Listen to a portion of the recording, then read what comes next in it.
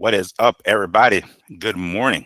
Thank you for stopping by, swinging by, taking a little bit of time off of your day to listen to us ramble about the inner workings, fight results of boxing.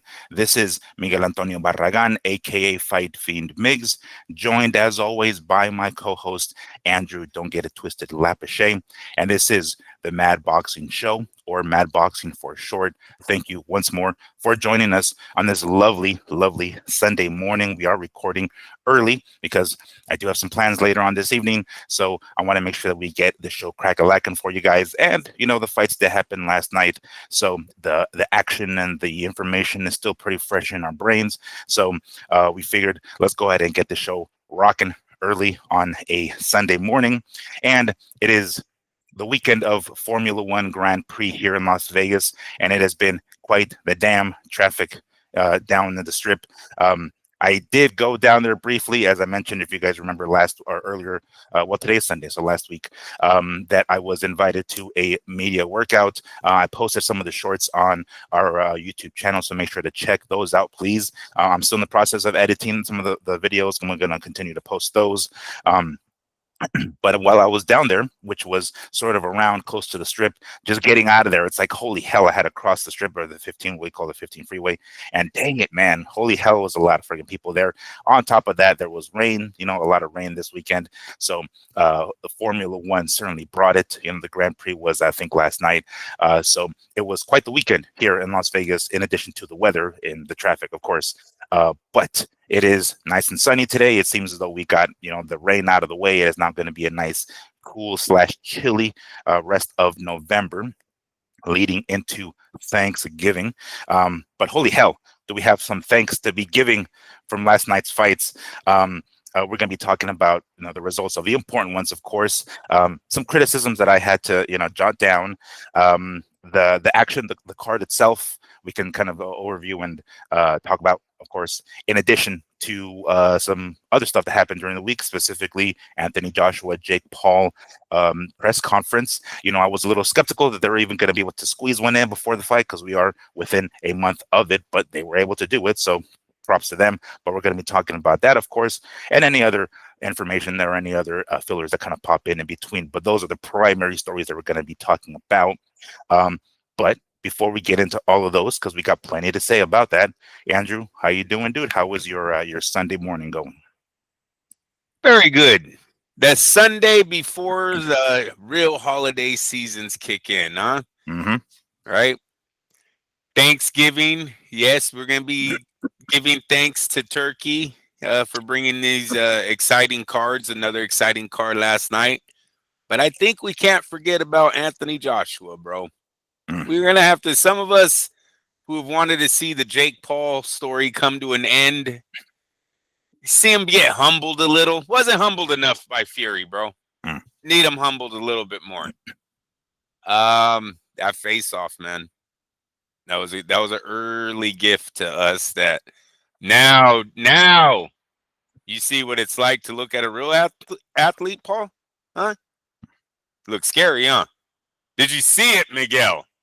Did you see him when he realized the mass of man, the goddess that Oscar De La Hoya would call him, was standing in front of him and he was looking at him? Did you see the fighting spirit leave that Tigger-like man? I thought I saw his lower lip trembling briefly. I could be wrong. Maybe I just imagined it. An injury will be coming. No, I won't give it away, but he looked nervous after day one. It better be 260. It better be 260, or he's pulling out. Go ahead, Miguel. Take it. Well, that is a topic that we're going to be talking about, because some of the body language that we from the outside at least read from both Jake Paul and Joshua, frankly, but we're going to be talking about that, no doubt. Very true. Because that seemed a little, what the heck. But Andrew, is there any football today? It's Sunday. What Raiders playing today? No. They play later, I think, and then someone plays tomorrow. I think the Niners play tomorrow. So, no, we're good in the morning. I am checking out right now. I am trying to catch up on the highlights of Mason and Noakes, dude. Told you, I streamed last night. Had to watch it on a small TV, so I'm trying to catch up a little bit. Give me something, you know what I mean? Gotcha. Yeah. Well, let me go. You study those highlights while I complain a little bit. All right, guys. You guys know that I like to stream these fights, right? And not in the most legal way possible. So I turn to my, loyal, always there links, right? I start going to the links, and I'm like, the links aren't working. What the fuck am I doing? Like, how? Uh-oh. I'm thinking to myself, like, no way, Andrew, they got us. They fucking they finally got the links. No, what the fuck? The link wasn't working. I go to 3 or 4 links. So I panic. I'm like, you know what? Fuck it. I'm gonna buy it. I'm gonna purchase it, right? There are a couple of content creators that have a link. They get some sort of percentage if I order it from their affiliate link. Cool. I'm like, you know what? Let me help out another fellow content creator. So I go through their link. I order the shit. Pow. I fork up the cash, right? $60. I think it's like $59.99, something like that, right? So I'm like, all right, cool, fuck it.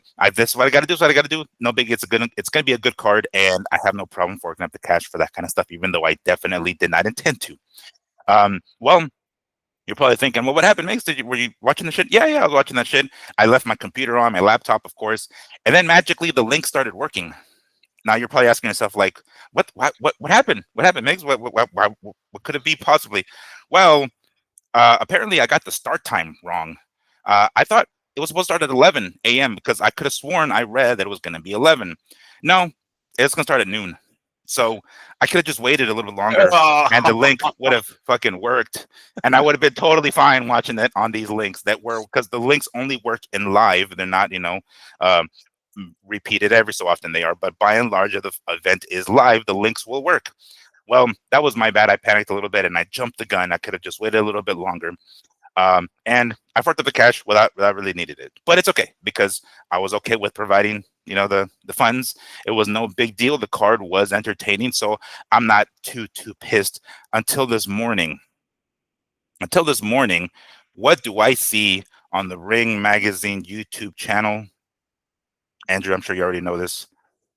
Brian Norman Jr. versus Devin Haney on the fucking YouTube channel. The entire fucking fight on the Ring Magazine. And then I shit you not, we're not 24 hours. I'm literally watching Benavidez versus Yard on YouTube on the Ring Magazine. Within 24 hours, it's already on there. Sometimes I swear I want to be smarter than these guys, and they just outdo me every single fucking time. So they're not even going for replay money. Like, apparently not, and it's not the whole show, right? It's just right as of right now. All I'm seeing, I haven't even seen Bam and Martinez up yet, but all I'm seeing is the Haney and Norman and Benavidez and Yard. That used to be a thing, right? For big fights, a Tyson fight or a De La Hoya, you used to have your diehard fans that were like, dude, I'm working, but I'm definitely catching the replay when I get home. You're only 24 hours in. You know what I mean? You can do it still. And if that's your man, that's the fighter that you follow, you do it with no issues. They don't care about the replay money. At least 24 hours. You're absolutely right on that, bro. Give them 24 hours. Can we make $1? Right. Holy, it must be nice to be rich, man. Why are we even charging? Yes. What's the point of even charging to begin with if literally within 24 hours we're already airing the fights? And granted, it's not the whole event from beginning to finish. It's just the fights, which generally are the only ones that matter. When I order the events, I like to listen to what some of the commentators say afterwards, yada yada, get their opinion right. And that's not something you get on these YouTube fights here. But oh well, if that means I don't have to fork up $60, I could literally wait, 24 hours or under in this case. Yes. I could have. Is the Noakes and Mason fight already on, dude? Not that I've seen. As of right now, all I see is I went to the wrong thing. I went to YouTube. I should have just went to the Ring Magazine. That's gonna have to be it. Oh, those are the two I guess points here for all our listeners.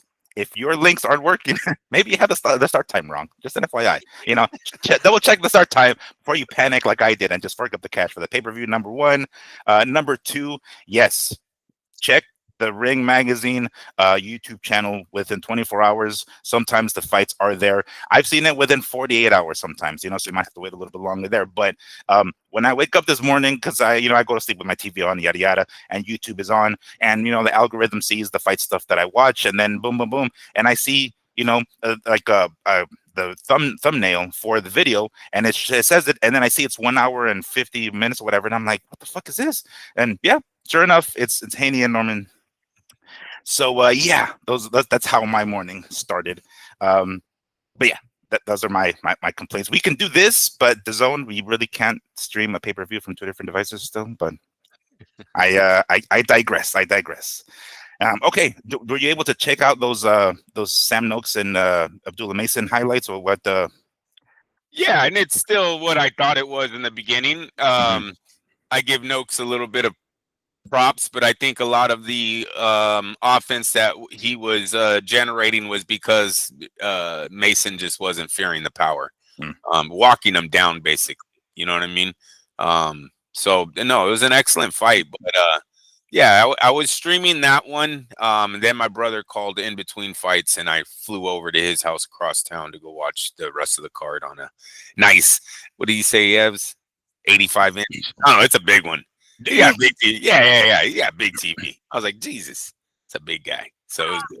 So the rest of the night was good. But Mason, unfortunately, I had to watch that one through TikTok. Shout out to the guys on TikTok, though, putting up the hey, they're trying. They're trying. I just I seen Mason getting caught a lot on the ropes, and I heard the Zones or the guys commentating saying that Noakes, I think they were all betting the underdog, though, because they were all going for Noakes, these guys, right? And it's not like they had British accents, so they're fucking, because isn't he from the UK or something over there? Yes. Yeah. All right. So yeah. But no, I didn't see the damage. There was a lot of damage on Noakes. I would have been considering him the winner doing that. So shout out to the Ring Magazine for putting the fights out early. Hopefully we get that one by noon. Yeah, we're in a bit of a time crunch, guys. Can you get on it? Can you get on it, please? Like, this is where that if you guys watch the movie Office Space, where that dude's like, the boss comes over, he's like, yeah, so if you can get Mason and Dukes on YouTube before noon, that'd be great. And take a sip of your fucking coffee as you're the boss. But great performance by Mason, though, regardless, right? I mean, yes. At that point, by the time when he wasn't fearing the power, he was just and in regards to power, it's a shame that Noakes just didn't have that pop, because I think he would have put Mason in a lot more trouble, and granted, had Mason felt that Noakes had power, he probably wouldn't have fought that same game plan. He probably would have been a little bit more careful and not done that. But the reason Mason kept walking forward was because he didn't feel the pop, and he just wasn't scared of it and continued to stay in the pocket. That's a good point. Different fighter, different game plan. But we now see that he does have flaws if pressured, right? You can break his defense. You can get punches in. So there's a blueprint to Mason now, right? At least a startup kit to maybe beating him. And that's to get in his face. That's to get him uncomfortable. Get him in the corner, and you might have some access to getting points. So he did show that last night, but definitely agree. Hopefully his movement, his IQ in the ring is a lot better instead of trading blows and trying to go off natural ability the whole fight, because that's not usually a good game plan for the long run. You know what I'm saying? You got to be definitely on point like your whole life. You can't have any bad nights with your hands down and trying to just shoulder roll. It's going to be a real bad night if you're off, so. Yeah, no doubt.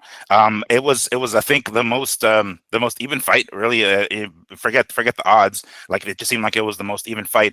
The back and forth was fun to watch. It was great. I'm not sure if that was the pay-per-view opener. I don't remember specifically, but regardless, it was a fun fight to get everything crack-a-lack, and it got the crowd going for sure. A couple of times I saw Noakes land on Abdullah's body, and it looked like it bothered him a little bit. It looked like those punches got in too. So, if you're having, and we talk about this. I mean, my pops, of course, we're fans, and we're fans of Chavez, and we think, fuck the face, forget the face, just go to the body. Right now, take his legs away. He won't be able to move as much. And yeah, you might not damage him to the face early on, but as he starts to move less because you're cracking him to the ribs, you're cracking him to the hips, you're cracking him all that shit, he's going to be able to stay still a little bit longer, and you might pop him later on. It's the long game in that case. But from the few times that Noakes landed on an Abdullah in his body, it looked like it bothered him. He didn't. He did a pretty good job of hiding it. But when you see him get cracked, and then you see him move away, even though his face and his body doesn't react to it, you're like, oh shit, he moved away, like right after that body shot. So those are slight indications that I kind of would hope his corner, or Noakes' corner, would have been like, dude, you hit him to the body, you hurt him, go ahead and keep going there. And Noakes a few times got stunned from some of Abdullah's power, so I'm sure he was a little bit more cautious as well. Early in the fight, Noakes got cut from a headbutt. I think it was over his left eyelid, and that was a damn shame because, I mean, for the optics, for you as a fan, my dad is always like, I want blood, right? So we see blood and we're like, oh shit, yeah, this fight looked crazy, because later on, Abdullah's nose started bleeding, right? So it was just blood from both these guys, and it was quite the scene. So it was a fun fight to watch. I wish again, Noakes didn't have the power to hurt Mason upstairs, but downstairs, man, it seemed like he did crack him a few times to where Mason reacted to it. It's like, dude, you see it. There is your go for it. Like, you got nothing else to go for at this point, right? And man, there was a few times where I thought the referee was going to stop in because of how hurt Noakes was, but credit to him. Holy hell, man, that he put on, what a performance. He definitely deserved, tough way to earn the paycheck, but he deserved. I hope they give him a fucking bonus because really he put in quite the performance. And every other fight was a little more, one-sided. So that was the primary one that was more even. So give Noakes a little bit of a bonus, guys. Come on.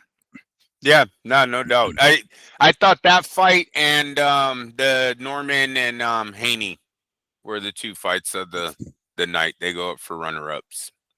Yeah, and we'll get to that one. I hear a lot from a lot of people that one should have been the main event. That is in the fight fans, that was the real main event, kind of thing, because the odds were as even as they were.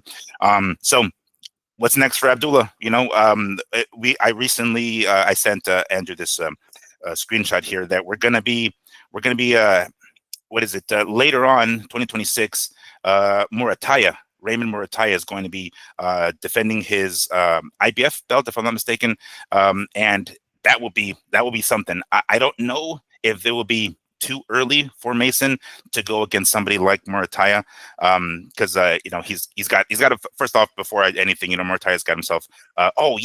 Andy Cruz. He's fighting Andy Cruz. Holy shit, that's gonna be rough. For those of you who don't know Andy Cruz, I think he fought Keyshawn Davis in the amateurs, and I think he actually beat Keyshawn Davis in the amateurs, if I'm not mistaken. And please, people correct me or wrong, fact check me all day long, but I think he did beat him. Anytime you hear Andy Cruz talk, he calls Davis his son. He's like, oh yeah, I gotta beat my son again, or whatever the hell, right? Calls him like that. Really, like, out there.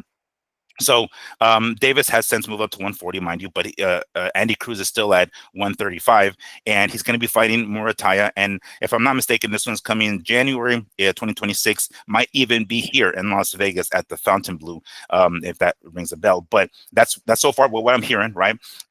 Holy hell, the winner of those against Mason. And again, maybe I'm throwing Mason in the deep end too much. He is a belt holder now, right? He got that belt. Keyshawn Davis vacated it when he moved up to 140. In fact, he lost it on the scale, really. That was that whole spiel that happened when he got into it in the locker rooms. But basically, Mason is a champ now, right? And there were some comparisons already to Terrence Crawford, because that's like the major belt that Terrence Crawford first won as well. So it's kind of a nice little comparison there. Maybe too much too soon there, but man, let's say, I mean, Andy Cruz is a tough motherfucker, and so is Murataya. I'm not sure if it would be a good idea to get Mason into the winner of those. Might be too much, not too soon. Look, it's either the start of his run last night or it wasn't, right? We're going to go back to warm-ups, or are we going to start doing this?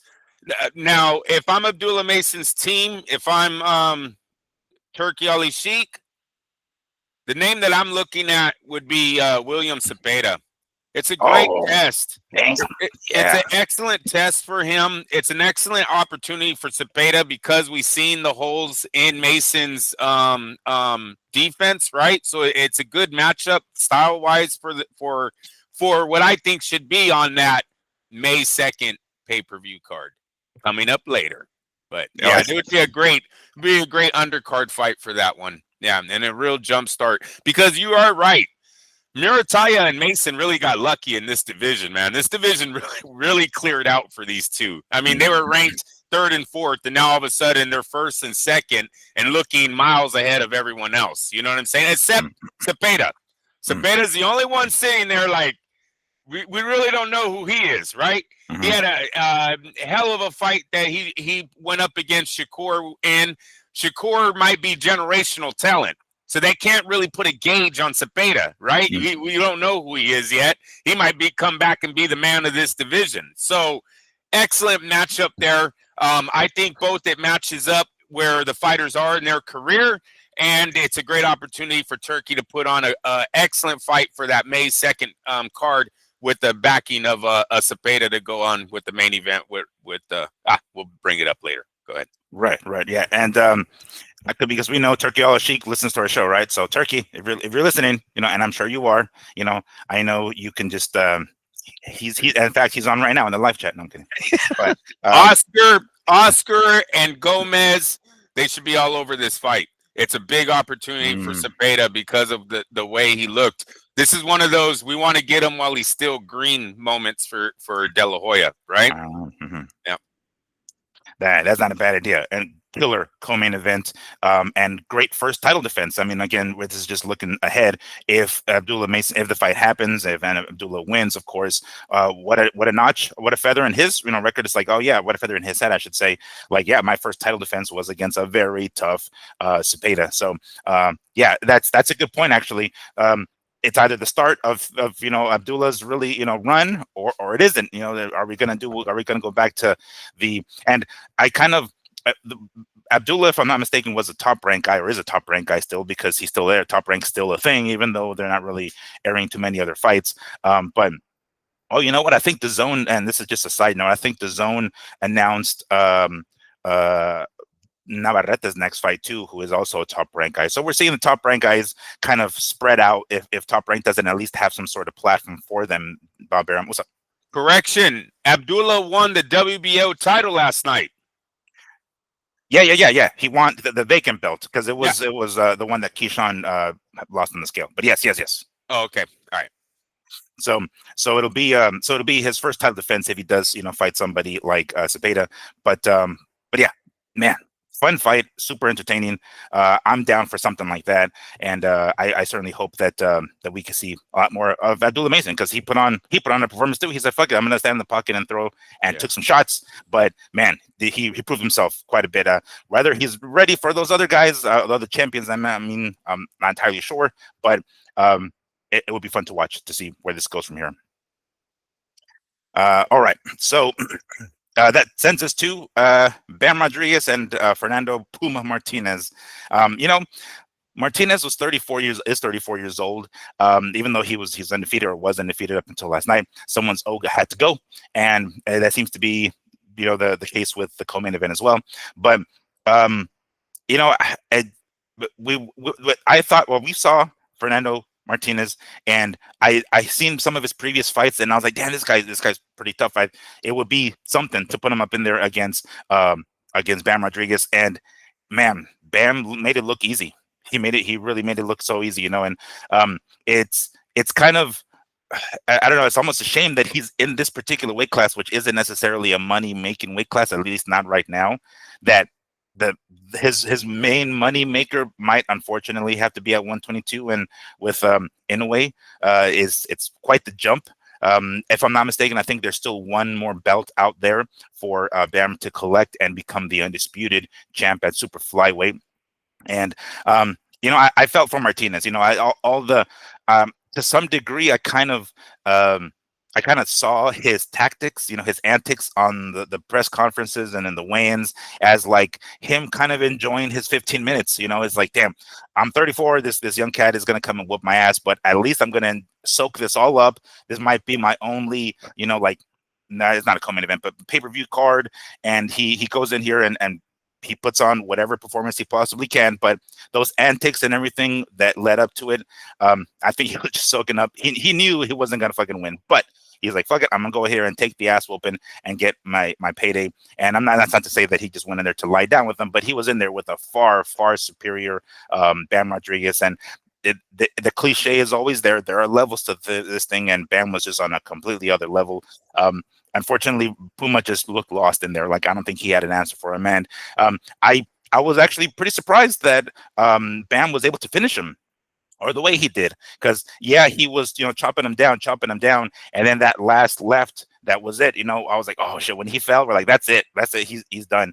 And I figured he wasn't going to make the 10 count, and he didn't. And what a highlight reel one punch knockout, really, for Bam Rodriguez, and defends his or wins a belt and then defends his own, and now he's a unified champion. He is the Ring Magazine champion on top of that, and probably looking to unify and completely be undisputed of the weight class. One more belt out there for him.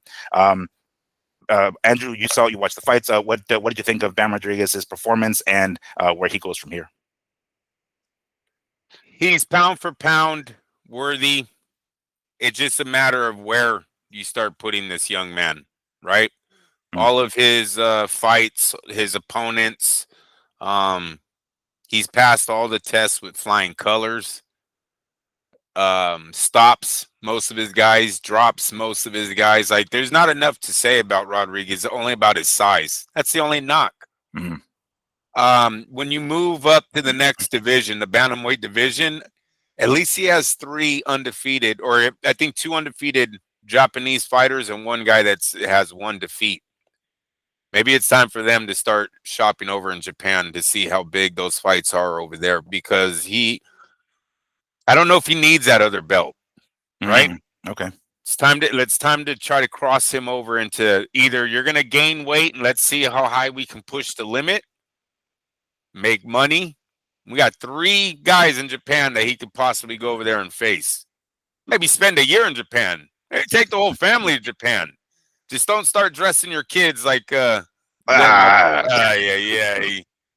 Anyways, but yeah. Might be able to spend some time. Ricardo Lopez did it. Bernardo Hernandez did it. Both of those men had a lot of fights overseas, and they made a career, really. You know what I mean? So that's something he can look at. But that's about his only knock. Everything else, even Estrada, the fights that he does have, Quadras. Yeah, there you go. Sorry. They were all, he's passed the test. Those guys were all the faces of that division. You know what I mean? He's beat them all. Let's move.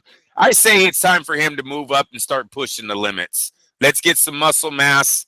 Let's get a physical trainer in there. Maybe you like your guy already, stick with him or get someone new. But let's build some muscle and let's see how high we can push this limit. I think that's really all he has left. Yeah, that's a good point. I think I'm not sure what other options. I don't know. I mean, granted, he might not need that other belt, but that might be just a formality. But that would put him in a class of being an undisputed champion regardless. So it might not be as important as far as money making goes, but to put his name in the record books as another, I'm not sure if the super flyweight division has ever been unified entirely like that. I could be wrong because I have to go into the record books of course to check. But for him to do it, let's say for the sake of argument, if it was the first time in a 4-belt era, maybe he would want to do that just to put his name in the record books there. Because yeah, there are plenty of champions, but when you say that you're the first person to do something, that's kind of rarefied air. That's not something that is too common. But I might have to look in the record books because I don't know if there has been an undisputed champion at super flyweight in the 4-belt era at least. But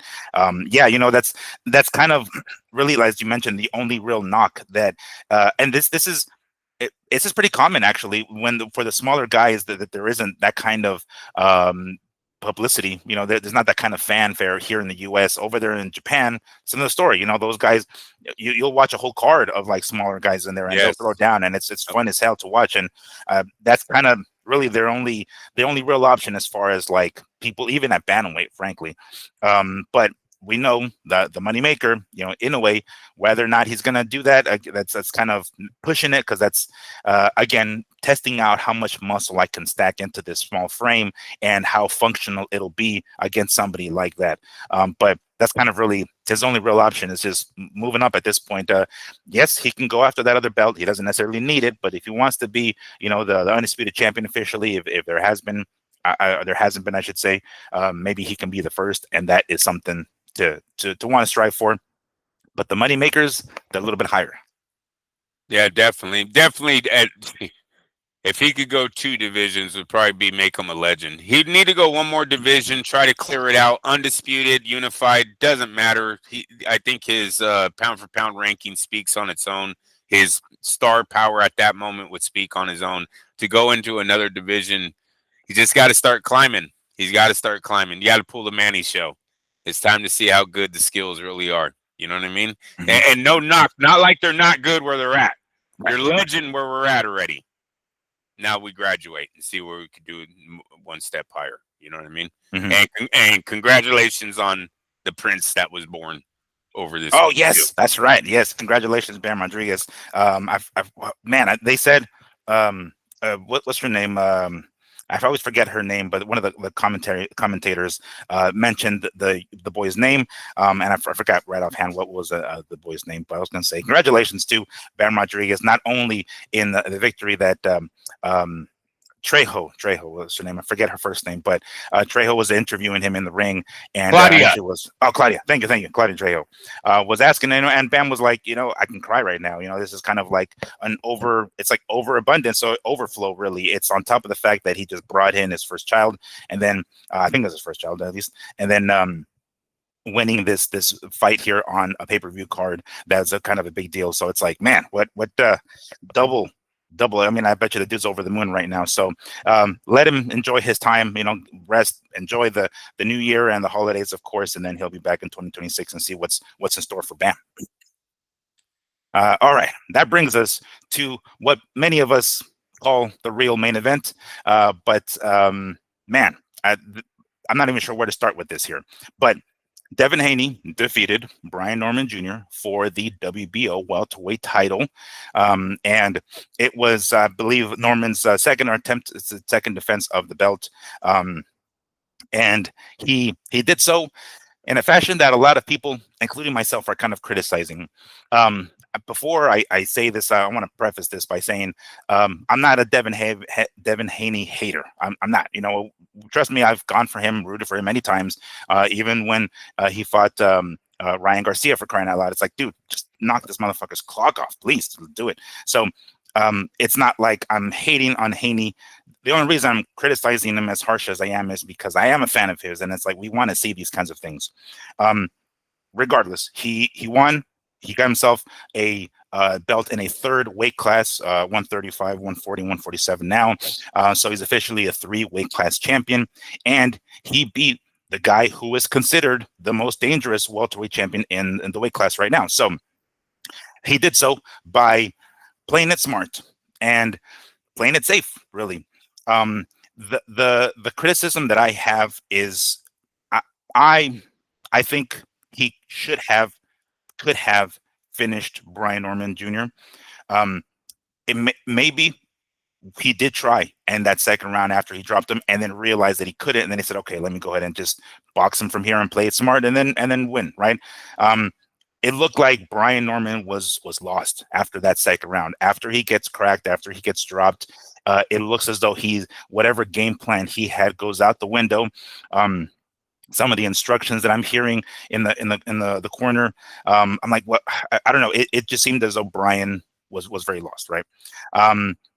For Devin, and I was texting Andrew, I was texting you this as well. It just felt like another Regis Prograis fight.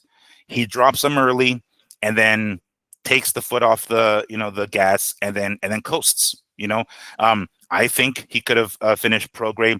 As a matter of fact, you and I went to that fight, right? That was the genesis of what is now Mad Boxing. But it was, and as a matter of fact, I even remember then you telling me this. You hearing like, damn, I think he could have finished him. He was kind of a sitting duck. He should have finished pro grade, and he didn't. And this was before the Ryan Garcia ass whooping, illegal ass whooping, but it was before then, of course. But um, when I see this, I see him drop Brian Norman, and I'm thinking, oh shit, we're gonna see it. We're finally gonna see it. We're gonna see Haney. Just what a statement it would have been when this fight was first announced. I legitimately didn't think he was gonna win. I didn't. I was like, man, Haney's got a lot of stuff going on outside of the ring. The lawsuit with his baby mama, right? And then that issue with the guy that he fought at the fair or whatever. It's like, dude, this guy's really distracted. He needs to fucking focus because Brian Norman's no joke, and he's the dangerous guy at 147. And he comes in there and puts on this kind of performance, right? When he drops Norman, I'm thinking, oh, we're going to finally see it. We're going to see what we've all been wanting to see. We've never questioned Haney's ring IQ or his boxing ability. We've never questioned that, but we question whether or not he can have that Shane Mosley like killer instinct finisher, finish this guy. Holy hell, what a statement would have been, not only beating Brian Norman Jr., but doing it in a fashion where he stopped him. Holy fuck. I think that it would have been like to some degree, like a Rudy moment. If you guys ever watched that movie, Rudy, when they put that guy on his shoulder and it's like, Rudy, Rudy. It was one of those, like, damn it, yo. He goes after the number one dude in the weight class and he stops him. But that's not what we got. He took the foot off the gas and he coasted. He schooled him. I'm not going to say he schooled him, but this is kind of my criticism. I'm not going to say that he didn't win the fight. Obviously he did. But when I look at some of the CompuBox numbers, he does just enough to win the rounds. There are some rounds in here after the second round where Brian Norman actually outpunches him in the punch stats. Now, I know that the judges don't have access to CompuBox or PunchStat, so it's not like they're viewing it in real time and making their decision based on that. It's whatever they're seeing. But when I see these kinds of round 6, Brian after the knockdown, right? Brian Norman lands 5 total punches and Haney lands 2.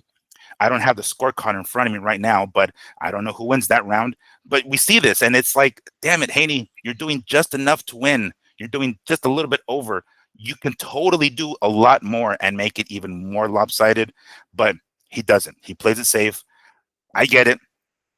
Ringside was Connor Ben, and he is basically like, falling asleep on Eddie Hearn's shoulder, joking around, right? Even after the fight, him and Eddie are being interviewed. And wait. I don't want to forget something. What's it? Did you like it when fucking dumbass? Well, I don't want to say dumbass. At this moment, he was a dumbass. Dumb moment for Eddie. But when Eddie went to pat his head, that's a damn pit bull you have on your arm, bro, and he don't belong to you. He was like, "Don't touch me." Eddie was like, "Oh shit, don't touch him." Like, don't fucking touch me. That fool has a father, right? You don't fucking act like you're his son. You know what I mean? Like, Eddie, bad judgment call on Eddie's part there. That was hella funny. Go ahead, Miguel. Sorry about that. Is that right? I don't think Eddie knew what the fuck to do at that point. He could like, I don't. What can you do? Like, pet the pit bull here? Like, exactly. I don't know. It was up to you, bro. It just puts his head on you. You just go, shit, lions on me, lions on me. Yeah. You don't fucking don't put your hand by the lion's mouth, eh? That was hella funny. You can straight see Ben. Don't touch me.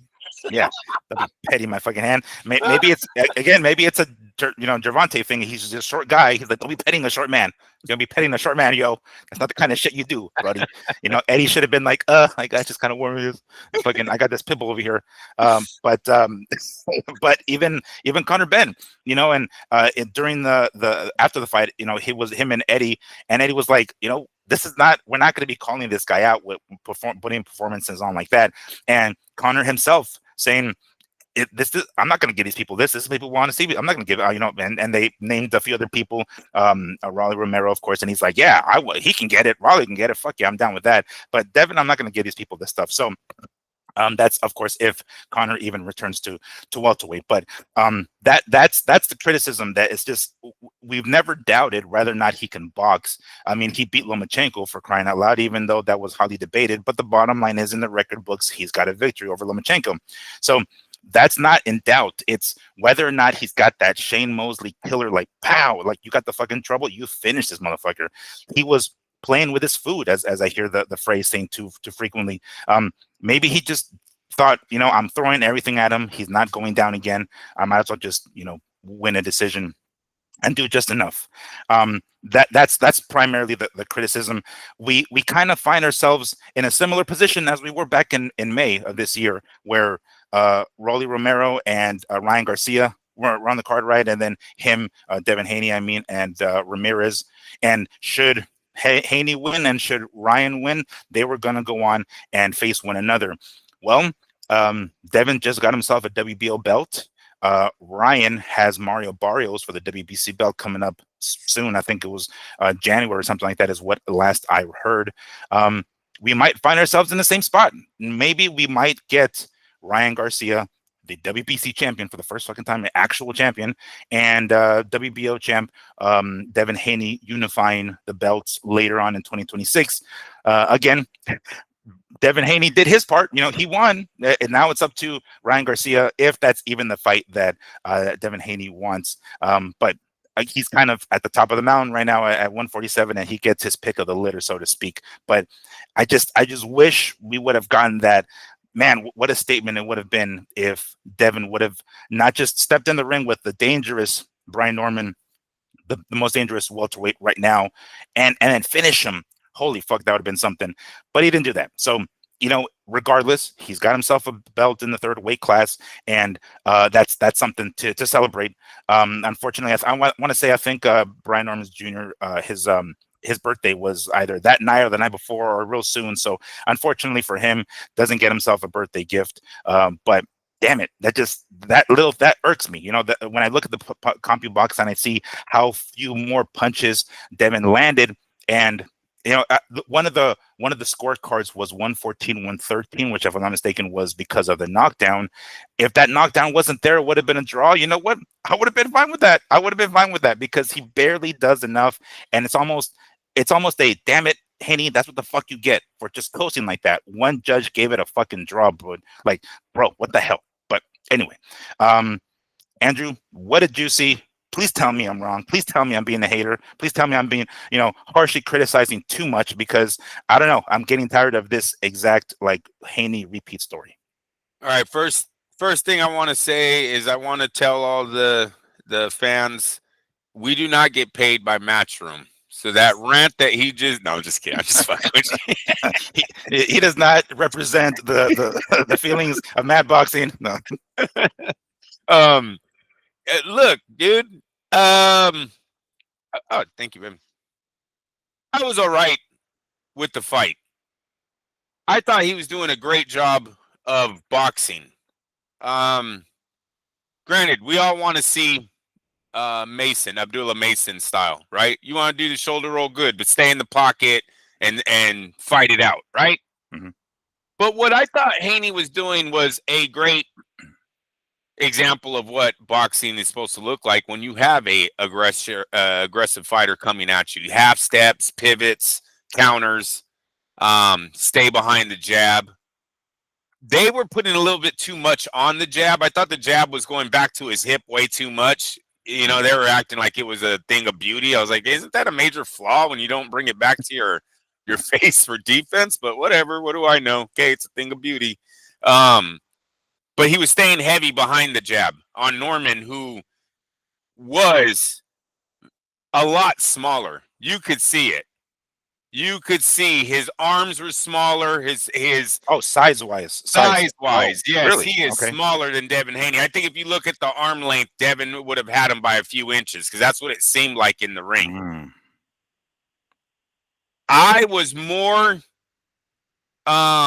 upset with Brian Norman's game plan, his fight plan, than I was Devin Haney's. I could not believe when he got in the inside, he not only smothered his punches, he flat out let Haney grab him and hug him. Literally just killed the whole moment that you have created. You finally gotten in, and granted, Mora, who's 70% of the time on point, was 100% on point on Norman last night when he kept talking about the no head movement. He's walking straight in. You can't do that. You're the smaller guy. He's got no head movement trying to walk right in. Then when he gets in, finally takes the punches, gets into the middle. Now you just let Devin Haney hug you? You're not even going to throw. Oh, I was screaming, throw a fucking combo. Throw a combo. Something. You're going to attack. Oh, when he watches the tape, he's going to be so mad at himself. He's going to be so mad at his corner. How does his at his corner? That's the point of the corner. In between rounds, they're the ones on the outside. They're seeing what we're seeing at home. Them specifically. Go ahead. You're getting in there and you're not doing anything. Remember when he kept saying he's got to make it rough? Mm. That isn't a forearm to the neck. It's a power combination on the fucking ropes, man. Let's go to fucking work.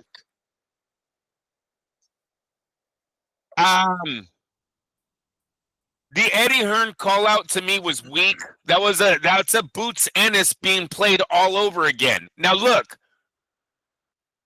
I believe Boots Ennis and Virgil Ortiz, I think those guys are working together now. Now both Golden Boy and Matchroom met in a room and said, how many more fights can we drain out of this fucking two before we have to really get the payout? That's all that's happening there. And they started that again last night with this bullshit of, it's just not impressive enough. I don't know. Hey, Connor, how about this? That's easy fucking money, dog. I have you a favorite all day. All day.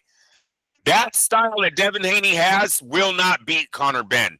Conor Benn is all fucking gas. He's coming. He's bringing it. You better be ready to fight. Not this little pit pat I'm going to hold as soon as you get on the inside. You're not holding. Didn't I just describe him as a pit bull?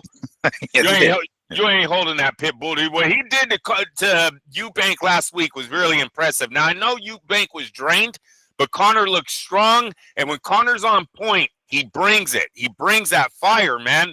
I don't think Devin Haney can put it out with the offense that he has. So, Conor, easy fucking money. What are we doing here? What are we doing here talking about, that's boring. I don't want to see that.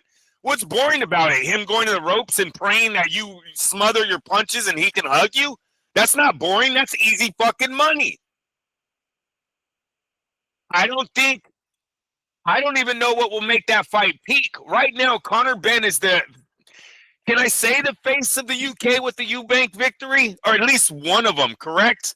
Yeah, one of them, I'd say. When we look at the success of their ticket sales, we can say, Conor Benn, you have peaked. You are there, my man. You're sitting at the top.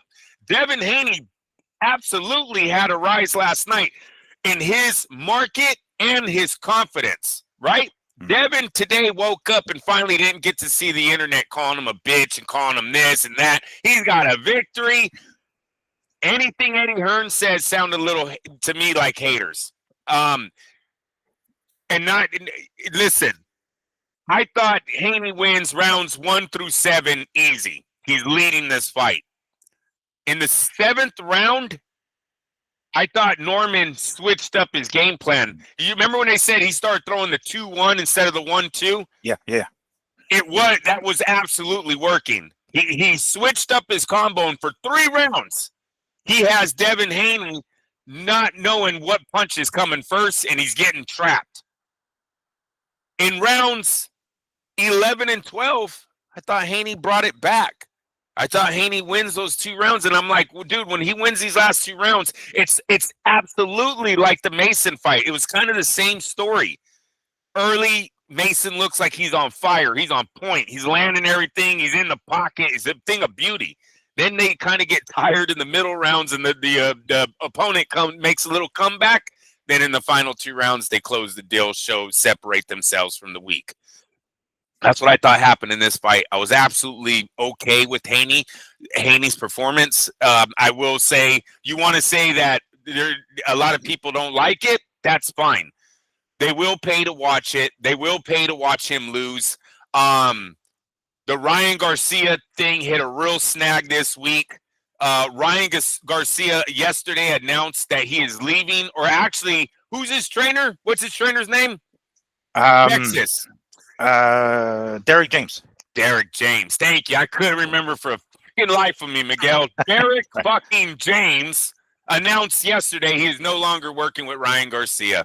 Remember what I told you guys last week? I didn't like the young man's interviews, looking a little stubby, looking like he's wearing glasses to hide something, not because he thinks it's cool. Well, what? 5 days later, his trainer drops his ass. Guess who his trainer is now?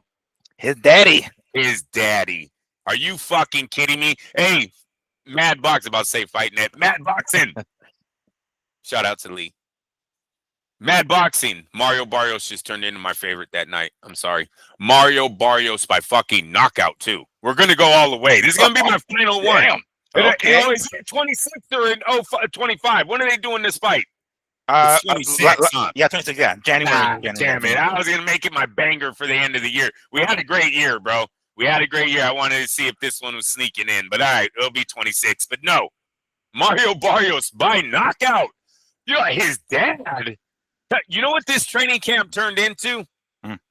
A social media reel thing. Oh yes. This is gonna be Dad, don't worry, I know how to sell a fight. I know how to make money. No one knows how to make money. Oh yeah, you go do it, son. Yeah, you're number one. Hey, no one knows. Oh, come on. This is yes man all the way fucking through. Where Derek James is like, no, we're not doing the you're coming in drunk and you're gonna be dancing. Remember when he was doing the shadow boxing fucking weird ass shit and Derek James had to sit there and fucking like act like he knew what the hell was going on?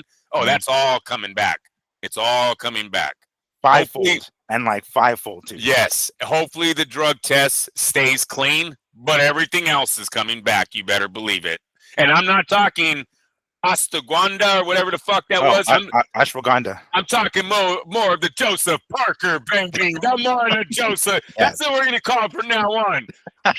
Yeah, the Joseph Parker Sapple A up in this motherfucker. That's what we're calling it. Oh my. Damn, that's a good call out though. Now that that his pops is gonna be his main trainer, you know, Dad, give me back my phone. Okay, here you go, son. And then he starts putting his fucking, you know, his an underwear thing, right, hitting the fucking speed bag or whatever in his underwear, or the double-ended bag. Oscar in this bitch. Yeah, that's he's gonna be wearing a fucking, you know, a leopard print thong while he's like, you know, it's gonna be that, and you know. His pop's gonna be like, "There's my boy. That's my boy." You know, yeah. That's what's gonna turn out to be. Wow. You know, if there is, so I've again good fortune. I've been invited to a couple of different media workouts, and I was at one time prior to Barrios' fight with Manny. You know, invited to one, so hopefully I get invited to another one, and I want to bring that up. I would not mind bringing that up. Like, Mario, do you know that? I mean, I'm sure you do know by that point. That he's gonna be trained by, like, this is kind of a win, like a damn near a win-win for you, bro. Like, you're gonna go in here, as long as you don't, you know, shit the bed. You saw the little amount that Rolly was able to do, huh? They're gonna be lost mid-fight, bro. Yeah. If you need to tell Mario, block the left hook, everything else comes your way. That's all you have to do. What's his dad gonna tell him? Yeah. If the left hook don't work, what's his dad gonna tell him, bro? Yeah, I don't know. He's like, remember that work that we're doing, you know, in your underwear? remember that? Do that again. It's gonna be who was it? Was it I'm trying to think. Teofimo Lopez's pops. What are you doing? Take this guy out already. Fucking whoop his ass already. It's gonna be one of those kind of instructions in the middle of the ring, and he's gonna look just as lost as. I want to say Norman Jr. Norman Sr. did a little bit of that last night. Yeah, yeah, we gotta get that knockout. We gotta get that knockout. It was like, all right, but. How are we gonna get? What the fuck, Dad? Ding ding, shit. Okay, gotta get the knockout. Yeah, it's like, Dad, what do you mean? It's like, you know what I mean? Get time's earned. Seconds out. Shit. Okay, got it. I don't sound like that with Junior. I better start recording myself. See what I sound like. You got a punch, son. Oh fuck, here we go. Junior's like, fuck. He's got nothing for me. Yeah, like, what are you doing? Remember we worked on? You should do that again. We're down in the garage, bro. Like that's kind of what you got to do, man. Yeah. Just be a man. just man up already. You got it. You still got it. You got it. Go ahead and do it. We certainly hope that that doesn't happen in your junior's corner. But If we do, you best believe I'll maybe bring it up. Like, dude, what the hell? I'm gonna have to call you, Teofimo here and Teofimo Senior. Um, but yeah. So Brian Norman, I think you touched on it like briefly, but his game plan. I don't know if you actually went too deep into his game plan, but you didn't like his game plan. It didn't look like he had one after the second round. Really, after he gets dropped, that went out the window, and he looked completely lost. I definitely don't like the fact that. And look, again, not trying to be a Devin hater, but it it pisses me off when fighters use clinching, clinching all the fucking time. I get it when you're hurt. Look, grabbing on, holding on to somebody, when you're throwing down on somebody and you get too close, that shit happens. Yeah, I get it. The referee comes in and splits you up, right? Brian Norman would attack, and granted, he did some holding as well, not as much, but of course. But Haney, he comes in and boom, it's what Floyd did with Manny. In addition to the straight right hands, it's like you get too close, you grab him, you clinch. Throw a punch, and then clinch, and throw the punch and then clinch. All right, go ahead. That's a great name you brought up, the Floyd Mayweather, because I think he's the one that made it acceptable, the clinching. You think really it wasn't acceptable prior to that, prior to him? If you remember the Roberto Duran days, what Benavidez did to Yarde last night should be a replica of every time someone's holding on to your arm, what you do. And HBO used to talk about that a lot back in the days. You'd hear Letterman and Merchant and them go, hey, well, he's holding one arm, so punch him with the other arm.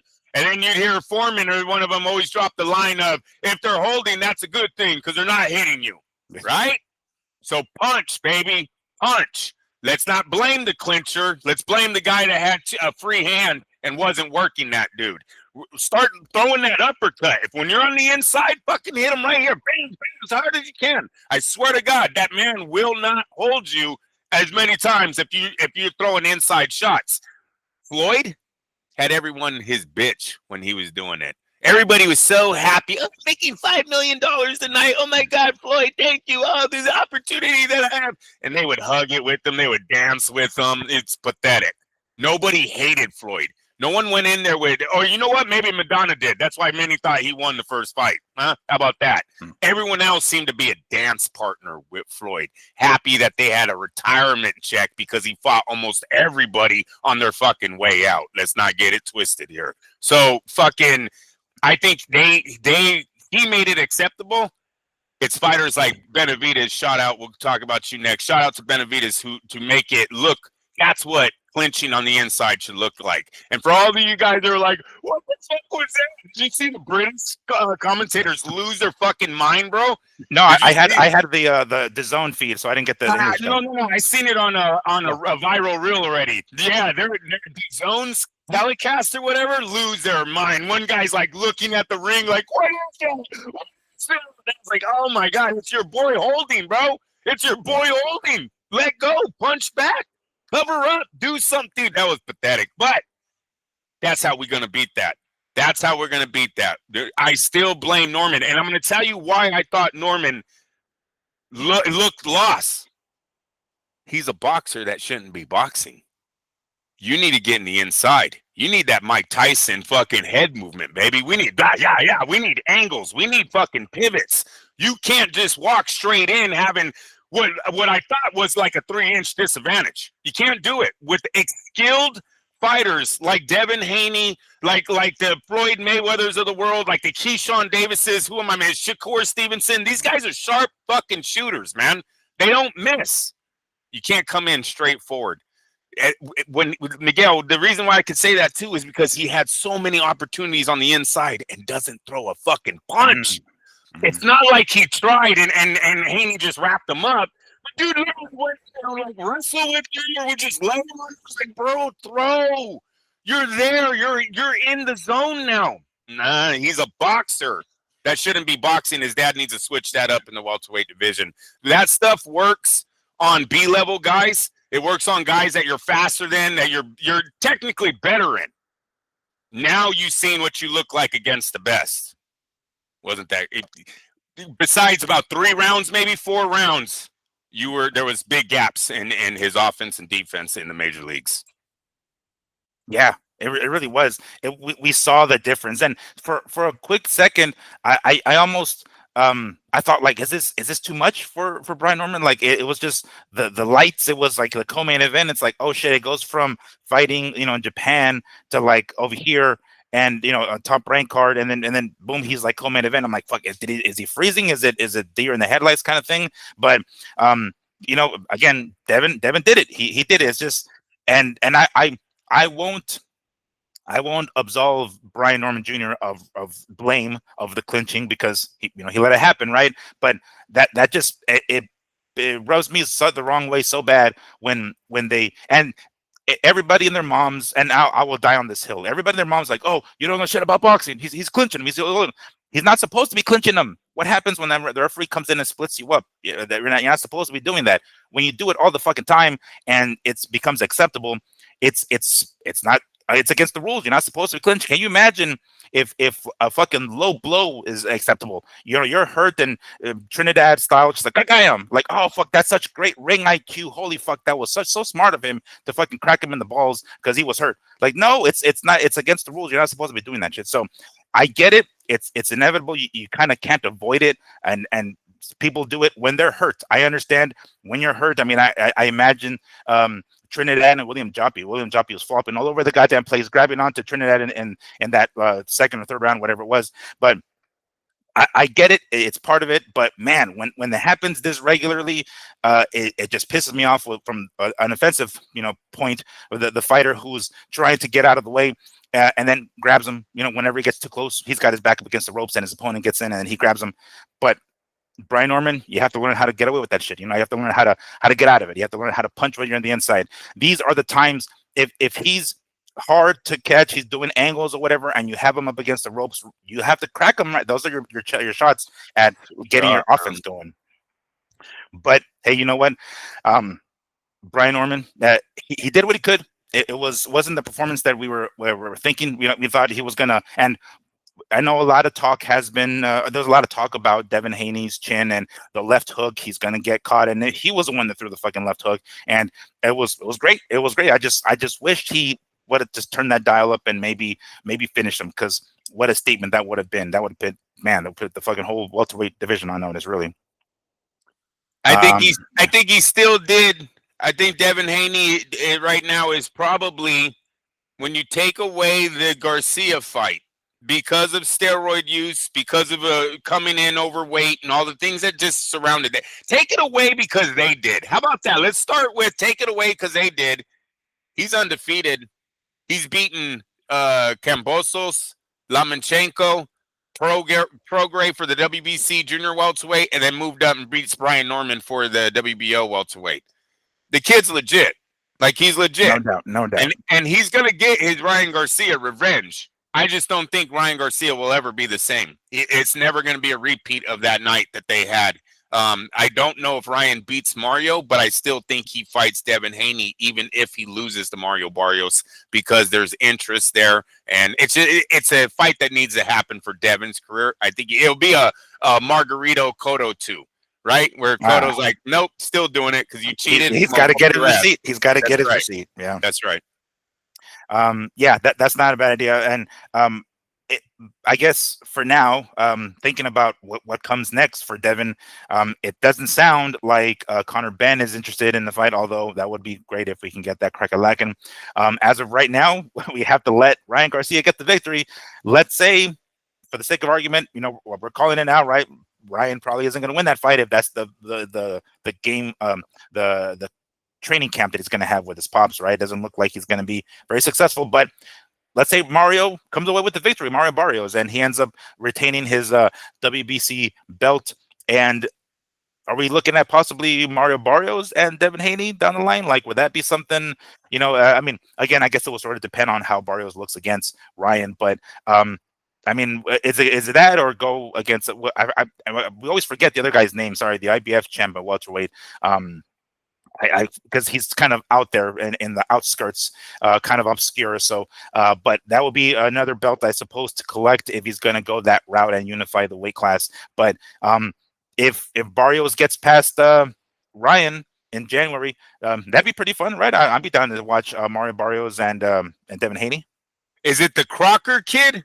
Yes, thank you, Crocker. Yes, All yes. right, Crocker. Yeah, and he's already scheduled to fight someone, right? Isn't there a link with him right now?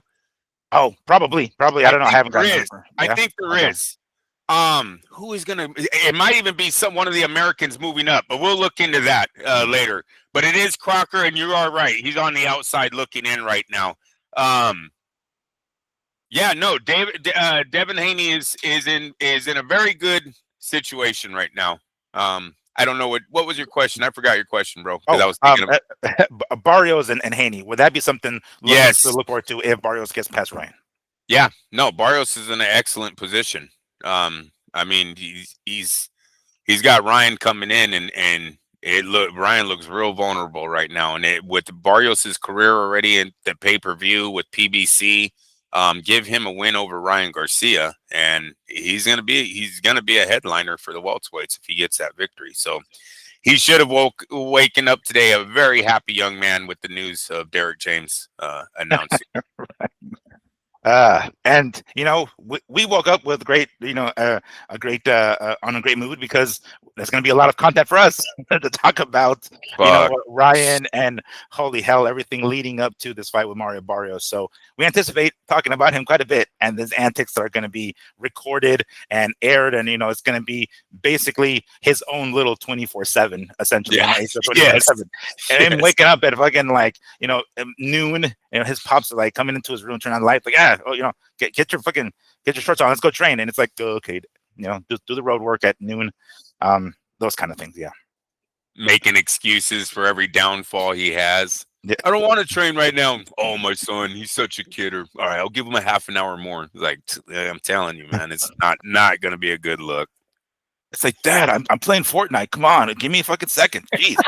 I got my buddies here. Let me just finish this game real quick, and then I'll hit the road. Okay, I'll do the road work. All right. Well, that leads us to our main event, an official main event, unofficial on a lot of other people's minds. David Benavidez.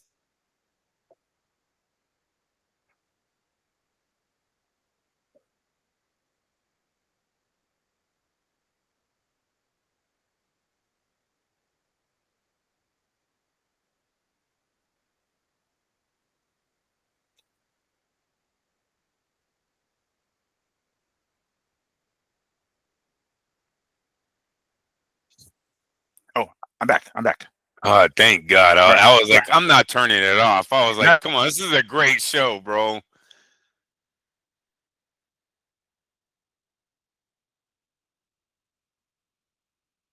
because for whatever reason it gets cut off. But if it did whatever it was that got cut off here, David Benavidez wins by 7th round TKO and gets his first finish at 175 pounds, and defends his WBA light heavyweight belt and wins the WBC. If I'm not mistaken, it looks like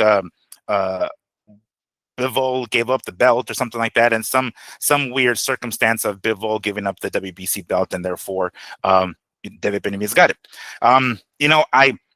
We thought if Yard has a shot, it was going to be early. It was going to be early in the fight, and maybe he can catch Benavidez cold. We've seen some of the videos and pictures of Benavidez earlier in the fight week, and he looked a little drained. I thought he looked a little drained, and supposedly there was still 3 more pounds he had to knock off on top of where he was at, I think, for the media workout earlier in the week. But Benavidez came in ready, 100% ready. It looks like he rehydrated. I certainly wish they had the unofficial weights. I wanted to see what he's at when he fought. I always forget his name. I can never pronounce it, but the Ukrainian fellow that he made his light heavyweight debut with, or maybe second fight. But I think he said he weighed 190 for that fight. So 15 pounds that he would pack on overnight for that fight. I assume it's something similar for this fight with Yard. But Benavidez came in and did his thing. He showed us, what we wanted to see, the first stoppage at 175.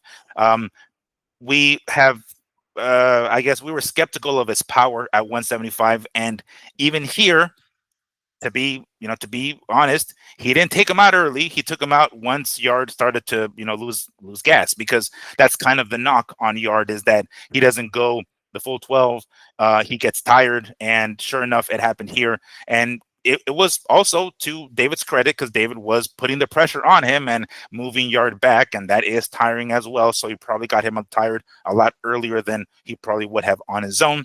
But he ends up defending his belt and winning another one, and doing so in impressive fashion. The knockdown was a little weird. I guess as soon as Yard hit the ground or hit the canvas, he was complaining that David cracked him on the way down, or he was I should say he was already down or something like that. And the referee deducted 2 points from David Benavidez. That looked a little weird. I was like, what the fuck? What's going on here? In the end, it was for nothing really, because he ended up stopping Yard anyway. So it wasn't like it was monumental or anything. It affected the scorecards. I mean, it did to some degree, but really the outcome was going to be the same anyway. But that was kind of strange. Before Never we get seen into it. Huh? Never seen him. Not even like I maybe I've never. seen the 1 point, but two. Yeah, 2 points on the first foul. I had never seen. I was like, oh, that ref gambles. This ref is gambling. Go ahead and go. No, but that was strange when I saw that, and I when he first did it, I didn't realize what it was that he was doing. I was like, what did he do? What the hell was it? And then one of the replays showed it, and then even my dad caught it. My dad was like, it was 2 points. Look at his fingers. He's pointing to. It's like, oh, what the fuck, 2 points? Again, ultimately, it didn't matter because he ended up stopping. But it was pretty strange that went down like that. And we know the knock on Yard. He wasn't going to last. Yeah, I figured if he had any chance, it was going to be early. And on top of the fact that it looked like David was drained, I thought, man, maybe Yard does have a chance here. Then he started doing this pity pat shit where he was just touching Benavidez. I don't know what the fuck that was about, but Benavidez went in there with no fear whatsoever. He even with somebody as powerful as Yard was, he came in there with no fear at all. He walked him down. He didn't have any. Yard basically couldn't get David's respect for shit. He couldn't get him off him. He was backing up the entire time, and David Benavidez was himself. This is what he does. He marches. He walks you down, marches forward, and when he has you up against the ropes and he throw down, even if he's trying to hold on to him, which Yard was trying to do, Yard basically had, it for a second, it almost looked like Benavidez had his hand right like this, holding him, but it was really Yard holding on. It was like holding on to his fucking arm. So Benavidez like, fuck it, I'm just gonna keep throwing, and he put a lot of into it. Granted, he could only put so much momentum into it. There were mostly arm punches, but he was going like bam, bam. He was going hard. It's like, yeah, until the referee steps in, you fucking keep throwing. Really, is what he did. And Brian Norman, take notes, please. This is precisely what you do when someone tries to hold on to you, right? And I mean, there were times where Yard was hurt and it didn't look like he was holding at all. He was just kind of like, down to throw down and get the punches. But um, I really wish Yard. We all know that he's going to get tired later on. I just wish he would have gone balls to the wall early and at least, I don't know, maybe bloodied Benavidez's nose or something. It's like, dude, you're fresh. Go in here and go balls to the wall because you're not going to last the 12 rounds anyway. At least blow your wad earlier and have a chance of maybe catching him cold. That didn't happen. It was the pity pat stuff, getting kind of cute with that. And Benavidez was like, yeah, this ain't happening. So Benavidez got himself his first stoppage at 175. Granted, it came after the 6th round because, and I don't want to take credit away from Benavidez because he did it. He went in there and he got what we all wanted, which was the stoppage, right? But it happened after Yardy started getting tired, really, which is what we figured might have happened the second half. But he got himself the victory. Andrew, what did you see from Benavidez? What did you see from Yard? The performance overall? Benavidez's father told us that in the game plan before the fight. He goes, "Oh, we plan on taking him late and seeing what happens." And I was like, "Oh wow, I guess you guys watched the tape on this guy." But that's not going out on a limb there. You know what I mean? So yeah, they always knew that Yarde wasn't going to keep up in the late rounds. The weight drain is the reason why I gave it a decision. I played it safe. But if I would have thought I would never would have thought Yarde was going to last. Look, this is his third time being knocked out in 4 fights, so it's not going out on a limb here saying stoppage on Yarde. You know what I mean? Right. And besides that, whenever you make a bet on weight, you're in a lopsided fight, right? You're betting on a miracle there. You're like, I don't know how he looks. Right there, this wasn't a main event fight, right? Brian Norman and Haney should have been the main event. So Yarde came in, he did what he was supposed to. I gave him credit in the beginning of the rounds. He was showing a little bit of skill. He had a little bit of skill behind that muscle, but it's that damn mouthpiece hanging out. You know, even if he's doing it not knowing that it's a tell, that is like such a motivator for your opponent when your mouthpiece is hanging out of your fucking mouth. That is like blood to a shark. You understand? Like, oh, that was it. It's only round 3. Here I come. Right? And that's what Benavidez did. He just kicked it on and started throwing the fucking combinations at the kid.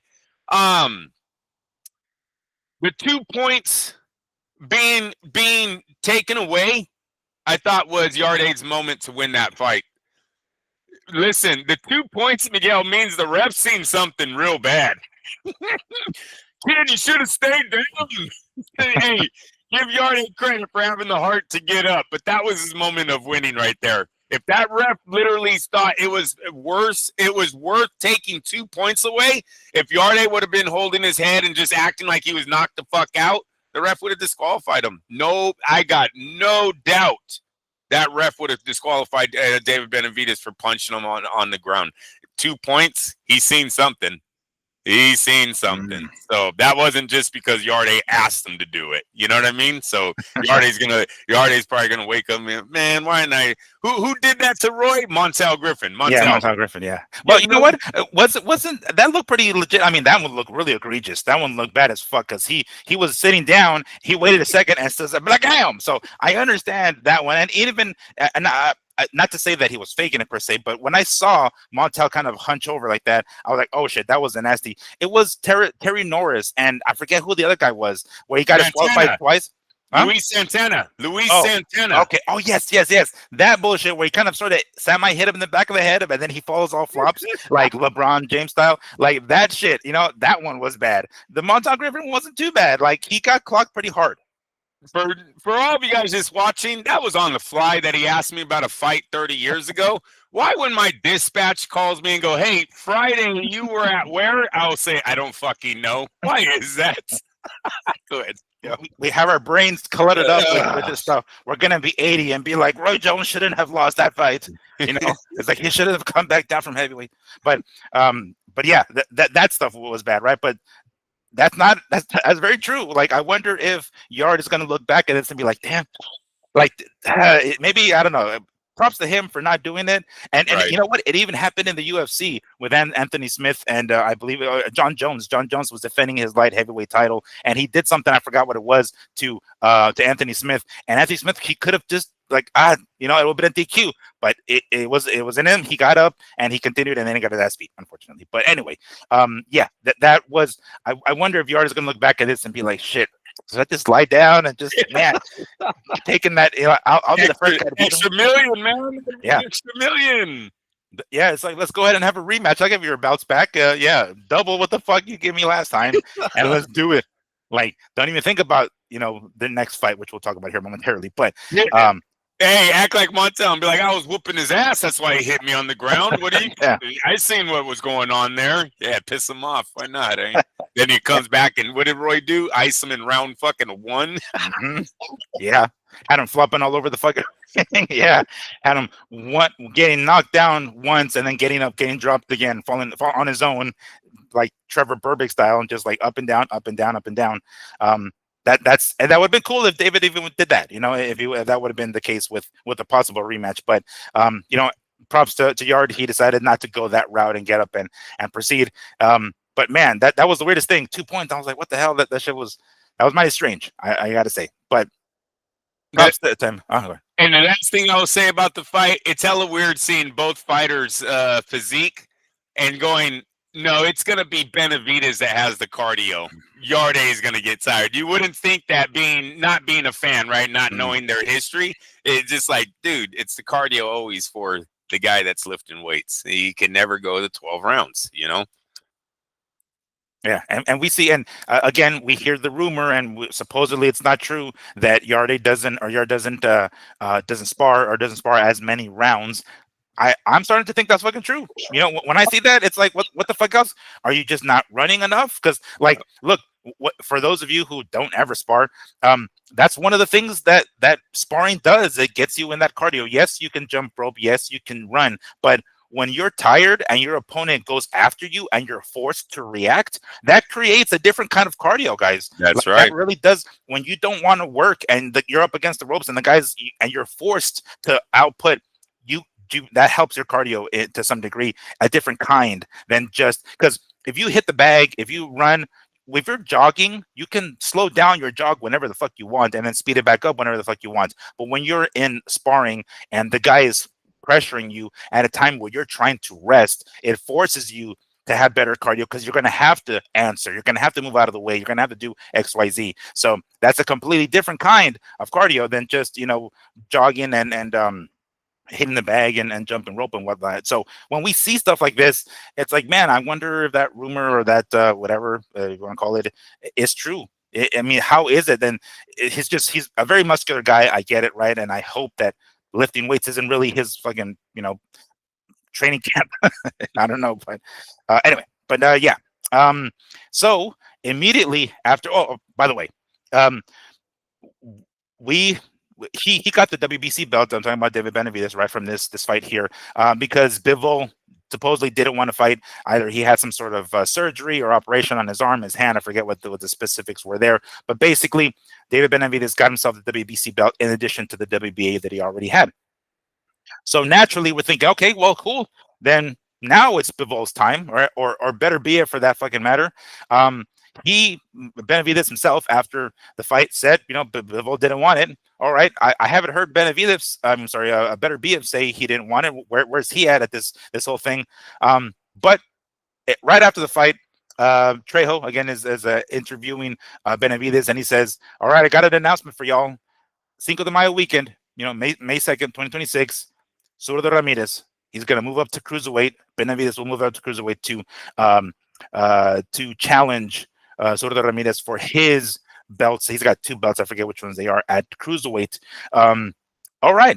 Well, that certainly throws a monkey wrench into what everybody else hoped. I've heard the commentators talk about wanting what a great fight it would be if Better Be if fights Benavidez, those guys throwing down, who will push who back. Holy fuck. Well, that goes out the window real fast. Now we're gonna get Zurdo. Now, I was texting with my buddy too, and he's like, "Damn, Benavidez is gonna go up, collect some belts." I do follow Sean Zattel on YouTube. Same thing for him. He was saying that after the fight, yeah, he's gonna go up to cruiserweight, get some belts, maybe move back down to light heavyweight. But it was almost like already a foregone conclusion. He's gonna go up and gets the belts. Hold the front door. I don't think he gets past Zurdo. Yo, Zurdo is another fucking thing. And number one, Zurdo means lefty in Spanish. So he's a left-handed fighter. That in and of itself presents some problems. And he's moving up in weight yet again. I think the cruiserweight limit is 200. An additional, how Benavidez looked kind of flabby, in this 175 fight. How is he going to look at cruiserweight? And he's going up against a guy who's, the unified champ there. I'm not so sure he's going to get those cruiserweight belts. I know people are already talking about it, and he's going to make history and doing all this stuff. I think we're probably counting counting our eggs before they hatch. I don't think he gets past Zurdo. Zurdo's another story. He's not going to run out of gas the way Yard is, right? Yeah, granted, he might not be the kind of puncher that we kind of hope, but we are talking about a cruiserweight punch at this point. But he's got the boxing ability. He's got the angles. He's got the moves, and he's left-handed, and he's the same size physically, at least, or maybe even bigger than Benavidez. I think we're already jumping the gun by thinking he's going to go up and just get the belts and then maybe move back down for somebody else. But I definitely don't think that he's going to get past Zurdo. But it would be and we talked about it. He's talked about it too, that was a possibility. So it wasn't like it was a humongous shocker. But when he said that after the fight, Benavidez, I'm thinking to myself, hold on. Not only did he didn't say I wanted Zurdo. He said, yeah, me and Zurdo. Like it's a done deal. Does that mean he's already talked to Turkey Al Sheikh, the ring? Does that mean he already talked to Golden Boy? And because I think, if I'm not mistaken, Zurdo is still with Golden Boy. Did we talk to them? Is it already a done deal? Is it signed? Like, what the fuck? Where the hell have I been? I haven't heard anything of it. He didn't say any of that. The way he said it is so matter of fact. I'm thinking, okay, I guess Turkey Al Sheikh already green lit this motherfucker and said, fucking go ahead and proceed. But yeah, so it seems as though Benavidez is going to get Zurdo in the 2026 Cinco de Mayo weekend. Already trying to take over that Cinco de Mayo, right? I certainly hope we don't have Crawford and Canelo rematch that same weekend. But Andrew, what's your first impression, first and foremost, of hearing that Benavidez is going after Zurdo? It's an excellent fight on paper. I think both guys' styles are going to make for a war, right? I don't know who the favorite is. I am with you leaning towards Ramirez because he has the experience at cruiserweight. He's already built in there. Where Benavidez is kind of lost right now. He's a light heavyweight, cruiserweight, jumping back and forth. I don't know if that's the best plan. I wouldn't really say I want him to go to cruiserweight, win titles, and then come back. Why? What's there to come back to? If anything, you make these smaller, better Beav and Bivol move up to fight you. I would go after Ramirez. If you beat Ramirez, you go after Opatai, and you become the man of cruiserweights, and you let these little guys, because they are smaller and marketing-wise, better Beav and Bivol, come to you, and you fight them there. So I wouldn't want to see David, again, move back to the light heavyweight division. I'm staying at cruiserweight if I'm successful in the fight with Ramirez. I was a little shocked. Like you, we say it all the time to the fans. We're on boxing websites all day. We're on the social media platforms. We're getting nothing but news all day. Like all of you guys, we're all connected to the same things. I didn't hear shit about this fight being negotiated, being anything. So obviously they are doing things behind closed doors that they're not allowing the public to hear. This was probably maybe a little dig at Canelo on Turkey De La Hoya's side. Maybe they were behind closed doors, like, let's announce it after the fight. Yeah, let's not say nothing. Because we know Turkey's not happy with Canelo right now either, right? Because he took that surgery. He's not doing the fight that he wanted. He never took the Benavidez fight. Benavidez, I guess, was promised to him by Turkey. He's not delivering on that. So there was a little bit of a just they're not getting along, Turkey and Canelo. So maybe this was a dig at them. They're not on the best terms right now. They're not on best terms, exactly. So maybe this was a little, we'll get back at him. I'm going to give you guys the Cinco de Mayo date, right? Because he controls the dates. He signs the checks. So I think Canelo did. Can we confirm that the second is a Saturday? Let me double check that here real quick. I will confirm that momentarily. Let's see here. November, December, January, February, March, April, May. Yes, it is. Yep. All right. Cinco de Mayo happens to land on a Tuesday, but Friday is the first, Saturday is the second. Okay. So then I think that would almost guarantee. I don't see them doing back-to-back pay-per-views. Now, we are talking about a man who just really seems like he's out of touch with the boxing fans. So let's not be surprised if you get both pay-per-views on the same weekend and they're like, yeah, $150. How about that? We'll give you guys a deal of $10. Like, what the fuck? So let's not be surprised if he does attach both of these together. Only to air them free on YouTube within 24 hours. Yes, exactly. Like, you can buy a package deal. You can buy them both for $120 or buy them individually for $90 each, or just wait 24 hours and watch them on your feed. Or wake up and they'll be downloaded. Yeah, exactly. That bullshit. But anyway, go ahead, continue. No, so that was my take. I think it is a done deal that Turkey might have given this date away. Yeah, it's going to be interesting to see how Canelo responds to that. I do not see them doing back-to-back pay-per-views 2 weekends in a row, both to Mexican fighters also. And when I say Mexican fighters, I mean Zurdo Ramirez and Canelo Alvarez. Oh, damn, what a twist. Damn, sorry, David. I won't go into it. I'm just saying. Zurdo's going to bring it up. I'm just saying. They always seem to do whenever you match the Mexican Americans with the Mexicans. Hey, Mexicans are never shy to be like, there's only one Mexican on this stage. Bing. I know, right? They're gonna be like, and now the Mexican monster, and then Zurdo's about to get up. It's like, oh yeah, right. Yeah, He should. Yeah, no, that would be funny, bro. That's a good one. He should when they yeah, announce Mexican monster. Every time they say that, he should get up. Oh, him. I'm sorry. yeah. Sorry. Oh, the other one. Okay, okay. Yeah, Oh the man, good one. yeah. I even remember Juan Diaz and Marquez too. Marquez kind of was digging at Juan Diaz for that shit. He was like, Yes. "Man, you're from Texas, fool. Fuck out of here." That shit. But that means that Gilberto Ramirez has to get past an opponent first, guys. Apparently, Mike Coppinger yesterday announced that he will be taking on Robin Safar, or Safar. I'm not sure how to pronounce the name. Safar. I'm going to go ahead and read this quote here or this caption on the Ring Magazine Instagram account. Gilberto Ramirez and Robin Safar have struck a deal to fight for Zurdo's WBA and WBO Cruiserweight World titles on January 16th in Palm Desert, California. Sources tell the Ring's Mike Coppinger. The fight will be paired with Alexis Rocha versus Raul Curiel, rematch on the zone. Zurdo must win to keep the planned May 2nd fight with David Benavidez intact. So we're not in the clear yet. It's not the home stretch. We still have to get Zurdo versus this Robin Safar before. Yeah, I guess he's gonna have to defend the belts against this gentleman first. If I pulled him up here real quick, I pulled him up on Wikipedia. He is 19-0 with 13 KOs. He is from Sweden. I am from Sweden, if you guys remember that movie. But apparently, he's going to be fighting this guy and in California in January. So as long as he's able to get past this guy, 19-0 undefeated. So definitely no joke there. I'm not sure if he's even fought outside of his country. Let me see here. Yeah, he's fought in Texas. He's fought in Mexico. He's fought in the UK. Okay, so the guy's well traveled. He's fought outside of the US, so it's not like it's foreign for him or anything. I'm sorry, out of his country of Sweden, I meant to say.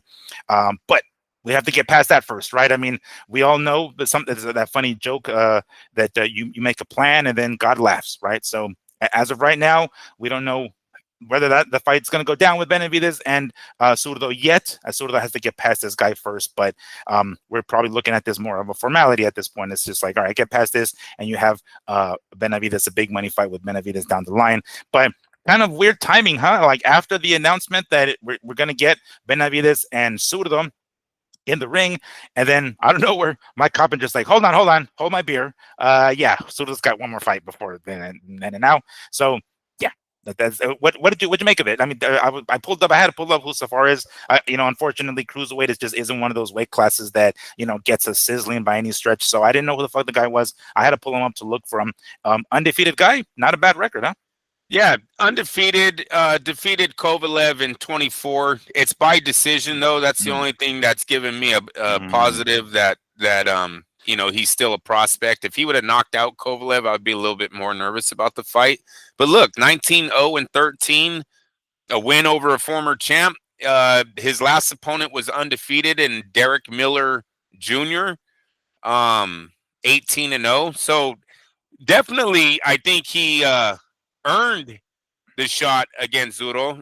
We're top 10 too. He's rated top 10 in the world. I don't know what he is on the belts, but he's rated top 10 in the world. So it's a very interesting pick for Zurdo going into a huge fight with Benavidez. Yeah, hopefully they know something we don't, but that doesn't seem too much of a showcase. You know what I mean? Seems like you got a legit contender there that you're fighting now. This is like a Chavez senior moment, eh?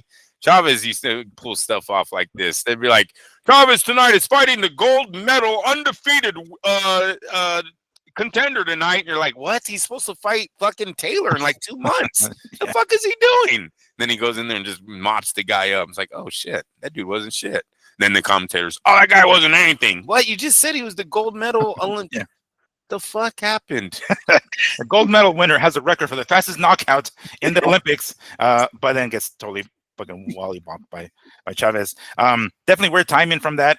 But I mean, it kind of adds quite some spice to the weight class, right? If Benavidez does come up, and he ends up and sort of course defends his belts in January, and then we have that, and then the winner gets Obataya. Holy shit, that will definitely, like, wow, we're gonna be talking about the cruiserweight division for a hot minute if that is the case. And then of course other guys, they do move up, the smaller guys like Beterbiev, maybe that happens at cruiserweight. But holy hell, that puts some name recognition to that weight class, and that'd be something. Benavidez again will be doing something that very few Mexicans do. Although again, I said very few because Zurdo did do it first. But yeah, looks like we're gonna have to get past that one before we get a Cinco de Mayo, because there's no guarantee that that's gonna happen. Maybe Zurdo gets upset. We don't fucking know. We predict that he's gonna most likely win. Right? He's gonna be the heavy favorite going on here. He is the unified champ after all. But yeah, that's just one last bow to add to this. Don't if I can just borrow your quote here, Andrew. Don't get it twisted. It's not like Benavidez is just gonna go up to fucking cruiserweight and take the belts from Zurdo. That's not. It's not gonna be some easy piece of cake, yo. Zurdo is a tough dude that boxes, and he's left-handed, and he's big, and he's gonna make Benavidez respect him in the ring, no doubt. That's a sleeper for the gamblers, dude. That's going to be a sleeper fight, where Benavidez might be the favorite just on popularity, but the real favorite in that fight could possibly be Zurdo. Yep. Damn. All right, to cap it off, what was your impression of the pay-per-view card overall? The fight, it was a pretty stacked card, although again, some of the fights ended up being pretty one-sided, but the promoter can only do so much. He puts the fighters in there, and it's really up to the fighters to deliver. And on paper, at least, this looked like a great fucking card, and that's why it doesn't really hurt me too much that I forked up the cash for this pay-per-view, although it does a little bit for my stupidity, really, not so much because of what I got. But yeah, what do you think so far? I mean, not so far, but what do you think of the pay-per-view overall? The fights that delivered to some degree. And real quick, when you went to you said your brother's house, or who was it? Your brother-in-law's house? Brothers, yes. Oh, brother. Did he ordered it, or was it just another one of those streams? He ordered it. The fuck? You want me to turn him in? Would you like his address too, bro? Well, I thought you were gonna give me a Joe Rogan moment and be like, yeah, this Barnaby, or what the fuck his name? He absolutely ordered it, Miguel. He called his own and he said, I want to make sure these guys get their money. You know what I'm saying? The fighters got it. But what did you think of the pay-per-view overall? Like everything from start to finish? I liked it. There was no issue with ordering this one. The issue that I have with DAZN right now is they don't have a guaranteed plan for the boxing fans yet, and I'm getting tired of the fucking wish-washing promises, right? They're like Indian givers over there, man. They tell us one thing and they fucking flip it on us a few months in. So right now I'm letting DAZN figure their shit out, and when they're ready and they want to say this is what it is, then I'll make the decision if I want to buy these pay-per-views or not.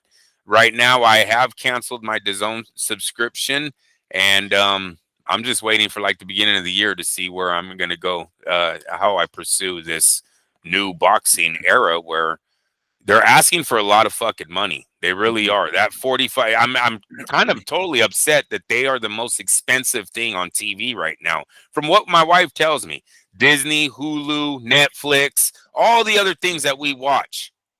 You're telling me DAZN is going to be the most expensive? I don't even fucking watch DAZN for anything else but boxing. Mm-hmm. That never used to be the case for me. You know what I mean? So I got to figure that one out. But that's the only reason why I didn't buy this fight, is because I'm a little upset with the wish-washing of promises.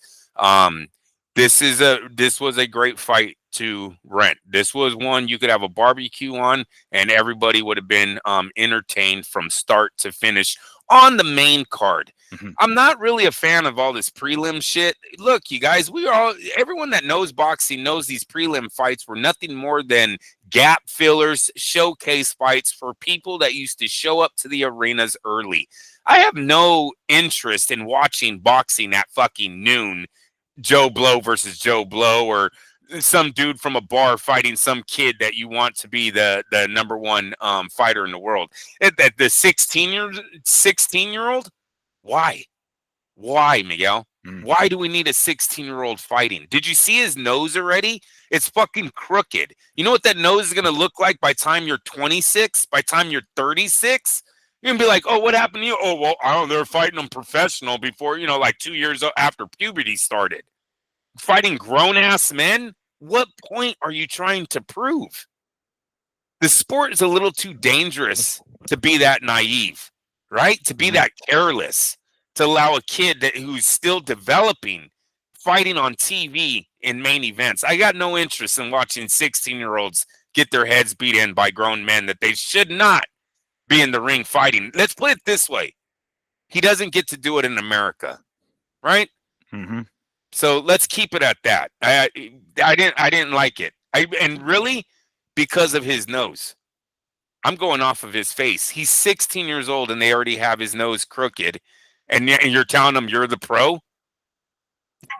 Right. Yeah. No, that's understandable. And when I and this is kind of one of the differences and why I'm a fan. Well, not that's the only reason, but one of the reasons why I like MMA and the UFC, because those aren't the kind of fights you get in prelims. When you do watch a prelim card and the UFC card, these guys are grown fucking guys throwing down, so you really get your money's worth. Even if it isn't a pay-per-view, you get some fun fights, some pretty entertaining even fights at least. At least give us that. Yeah, I understand we're gonna get some showcase fights. That's understandable, but give us some even fights, Give us some fucking, they not all have to be fucking one-sided showcase. And then stuff like this happens, right? Sometimes the favorite gets upset, and he's a young man who's just starting out his career, and then he gets fucking damaged to that extent. But yeah, I did enjoy the pay-per-view as well, of course. As I mentioned, I did have to. I'm not saying had to. I willingly pay for the fucking thing. And it was the best money I ever spent this year, right before the holidays. I had to fork up some fucking cash.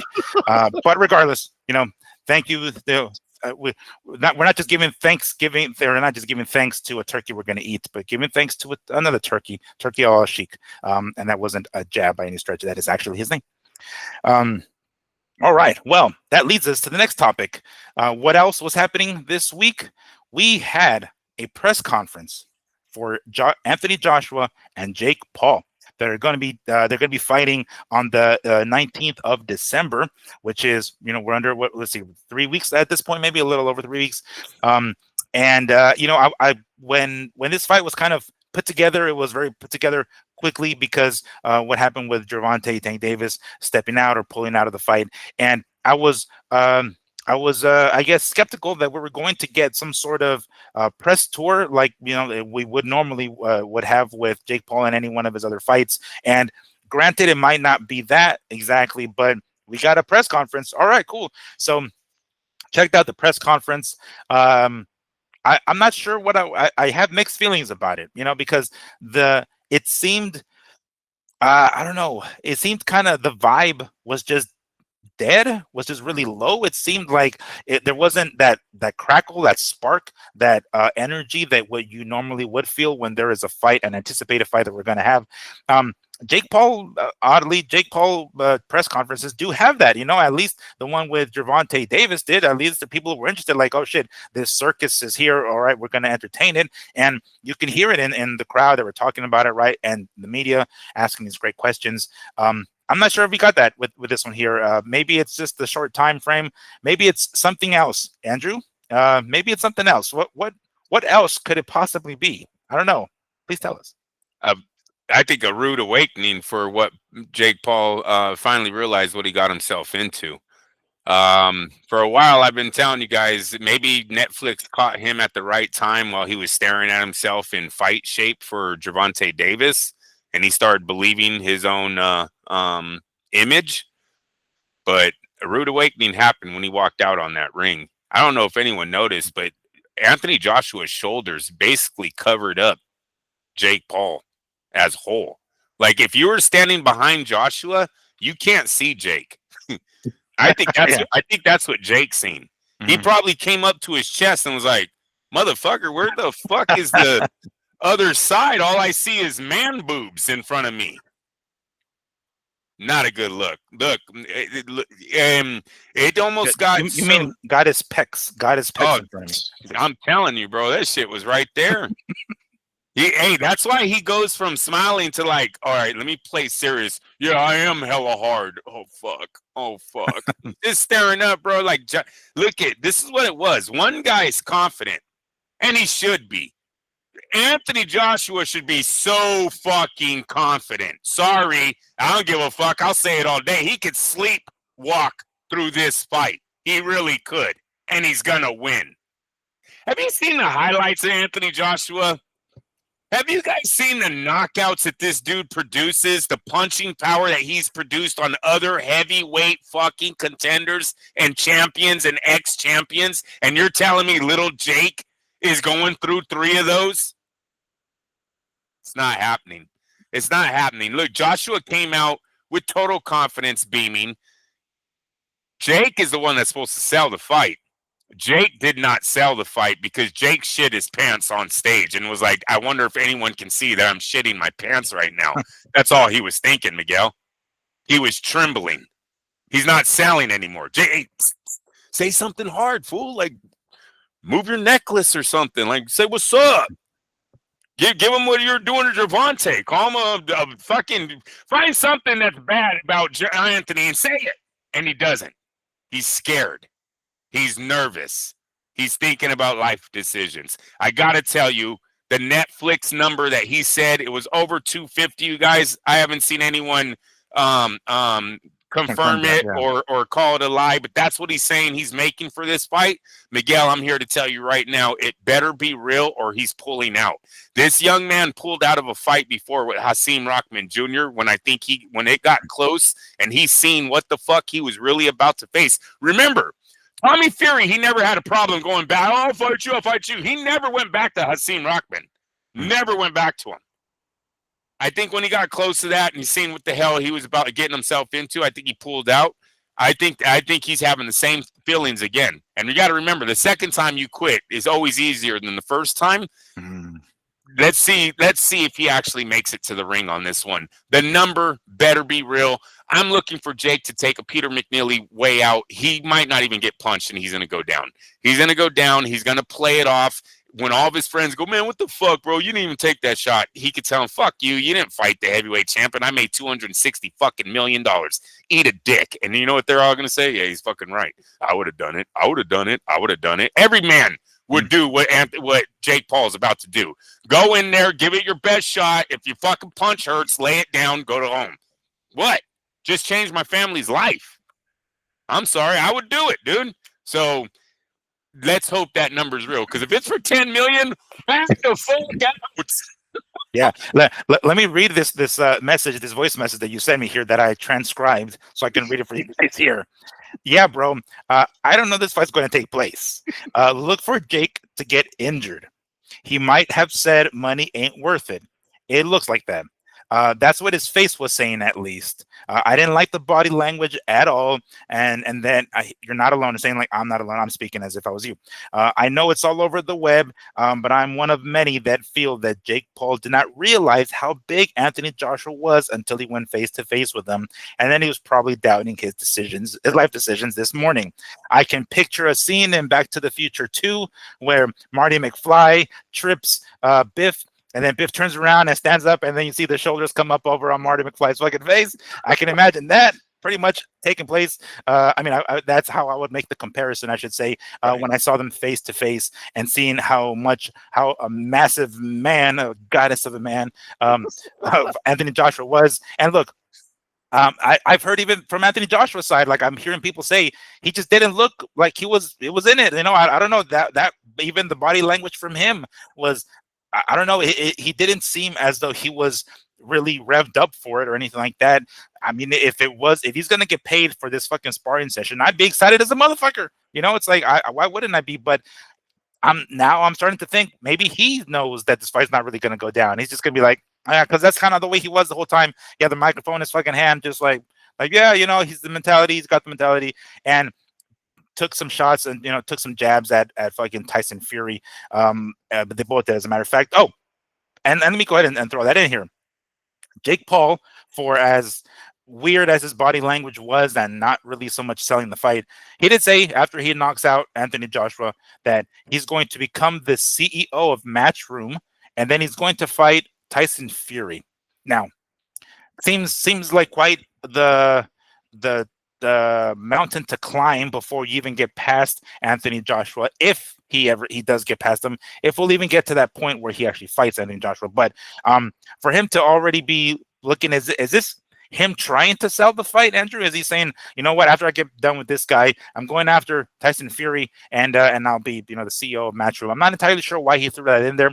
I know that there had been some word about Matchroom possibly selling. I want to say, our good buddy Sam Navajero sent me some messages over Instagram to check out that that documentary on Matchroom that I think is I think it's on YouTube or Netflix. I'm not sure where it's at exactly, but some documentary on Eddie Hearn and his father and whatnot. And at some point in that documentary, they mention a possible Matchroom sale.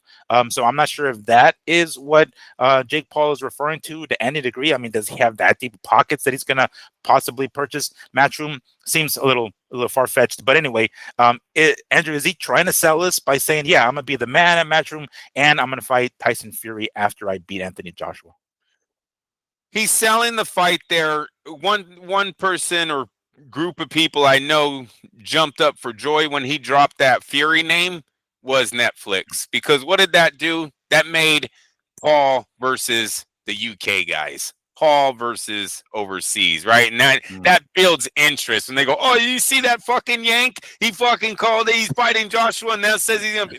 It just builds more of a rivalry, right? It's a story builder. So they fucking fell in love with it. As far as it happening or not, no, I don't think it happens, because unfortunately, I do not see him. There's no possible outcome that I have Jake Paul winning this fight. I really don't. I think if it's real, he loses. If it's scripted, he loses. The whole thing is against him, and I think he realized that during the press conference. One thing about AJ's attitude, not only do I believe he's very confident in this fight.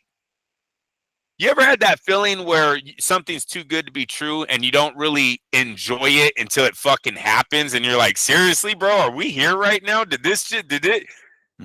Maybe Miguel, we're talking 50 million for 8 rounds. 50 million for a scrub. For a guy, for a fucking character. I'm sorry, Jake. I know I'm being hella mean to you, and you're like, "Oh, you don't respect me." I don't respect you when you're talking about stepping up against the heavyweight champ of the world. I'm sorry, just like I wouldn't expect any Joe Blow going to the NFL and being like, "I'm going to play in the Super Bowl tomorrow. I played many college games tomorrow. I'm going to play in the Super Bowl." It doesn't work that way. There's levels to this shit. So I'm sorry that I'm making it seem like you are nobody compared to Anthony Joshua, but compared to Anthony Joshua in the fucking ring, you're a nobody. In the boxing world, exactly. Yeah, you're a nobody. So maybe Joshua's not going to believe it until the bell rings, and he's gonna look at Eddie and go, "Dude, we just fucking made 50 million racks for what? Ding ding." Yeah. The easiest 1-2 he's ever gonna throw, bro. Ding ding, and then cha-ching afterwards. That comes afterwards. Yes. In that order. And let me give a shout out to Jake, because I will say he might become the most enriched prize fighter of all time with this 8-round payout. If it's really, I mean, Floyd, step aside, dude. You've been topped. $250 million for 8 rounds of work. Congratulations on Jake too.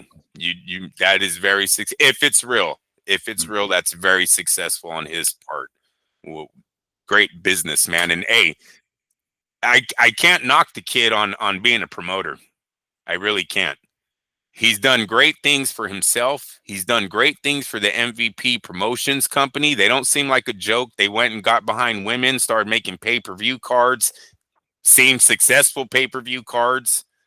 And now, so if he wanted to take the step forward and get into just being a promoter, I really wouldn't be against it. We know because of his media platform, he knows how to get eyeballs on himself, right? Might not be the greatest way, but not a lot of guys in boxing have ever got eyeballs. I mean, Floyd fucking used to say, they hate me. They hate me. He used to love being the enemy.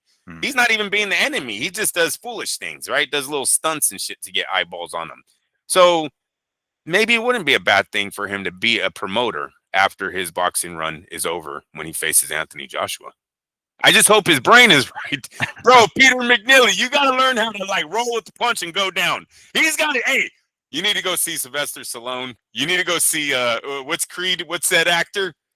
I forget his name. Carl Weathers. Or Carl Weathers, but the Creed, the new kid. Oh, Michael B. Johnson. Jordan. Michael B. Jordan. Jordan. Thank you. That's it. Hey, he needs to go. Fuck training, bro. We need to learn how to roll a punch and fall to the ground. Roll the punch and fall to the ground. Yeah. That's all he needs to keep training, Miguel. Shit. It's like if he throws the right, you turn to the right. If he throws the Fall left, you turn down. to the left. Actually, go get some lessons from your brother Logan, who's a pro wrestler who knows how to sell the fucking There punches. you You go. know, There you go. punch the punch. Oh, go this direction. He throws a kick. Oh, this direction. I'm pretty sure he's pretty well versed in that. Go get some tips. Go fucking start jotting something like, okay, Logan, how did you take this fucking left hook from whomever? Cody Rhodes and this motherfucker. But yeah, to get some notes because you might need it. Like, how do you not take that body shot so hard? Well, you kind of just gonna lean into it a little bit or out of it. That this leads me to another. This one here, I'm not entirely sure what I think about this, but I forget the guy's name. One of the guys from the Barak show, I forget which one it is, posted this. Jake Paul said Tommy Fury and Ryan Garcia were scared to step up, right?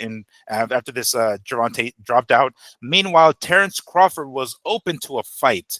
According to Jake Paul, we might still see that one in 2026. What? That one seems even more far fetched. I don't know. Maybe I'm tripping. Maybe this is legit, and I'm just like I'm just hating hardcore here. But number one, we don't even know if he's gonna get past Anthony Joshua. We don't even know if he's gonna make it to Anthony Joshua to begin with. But then after that, possibly Tyson Fury, possibly Terrence Crawford. Wow, I don't know. This boxing world is quite the circus sometimes, and I'm not sure what to believe because it is the internet after all. So I guess we can take it with a grain of salt. Does Terrence Crawford take this? I mean, does he be like, oh yeah, fuck yeah? If Anthony Joshua can get 50 fucking million, I wonder how much I can get in here. Yeah, I don't know if that fight happens. Look, if Joshua defeats, I mean, if Paul was to defeat Joshua, we've already heard that it would be a heavyweight shot after that.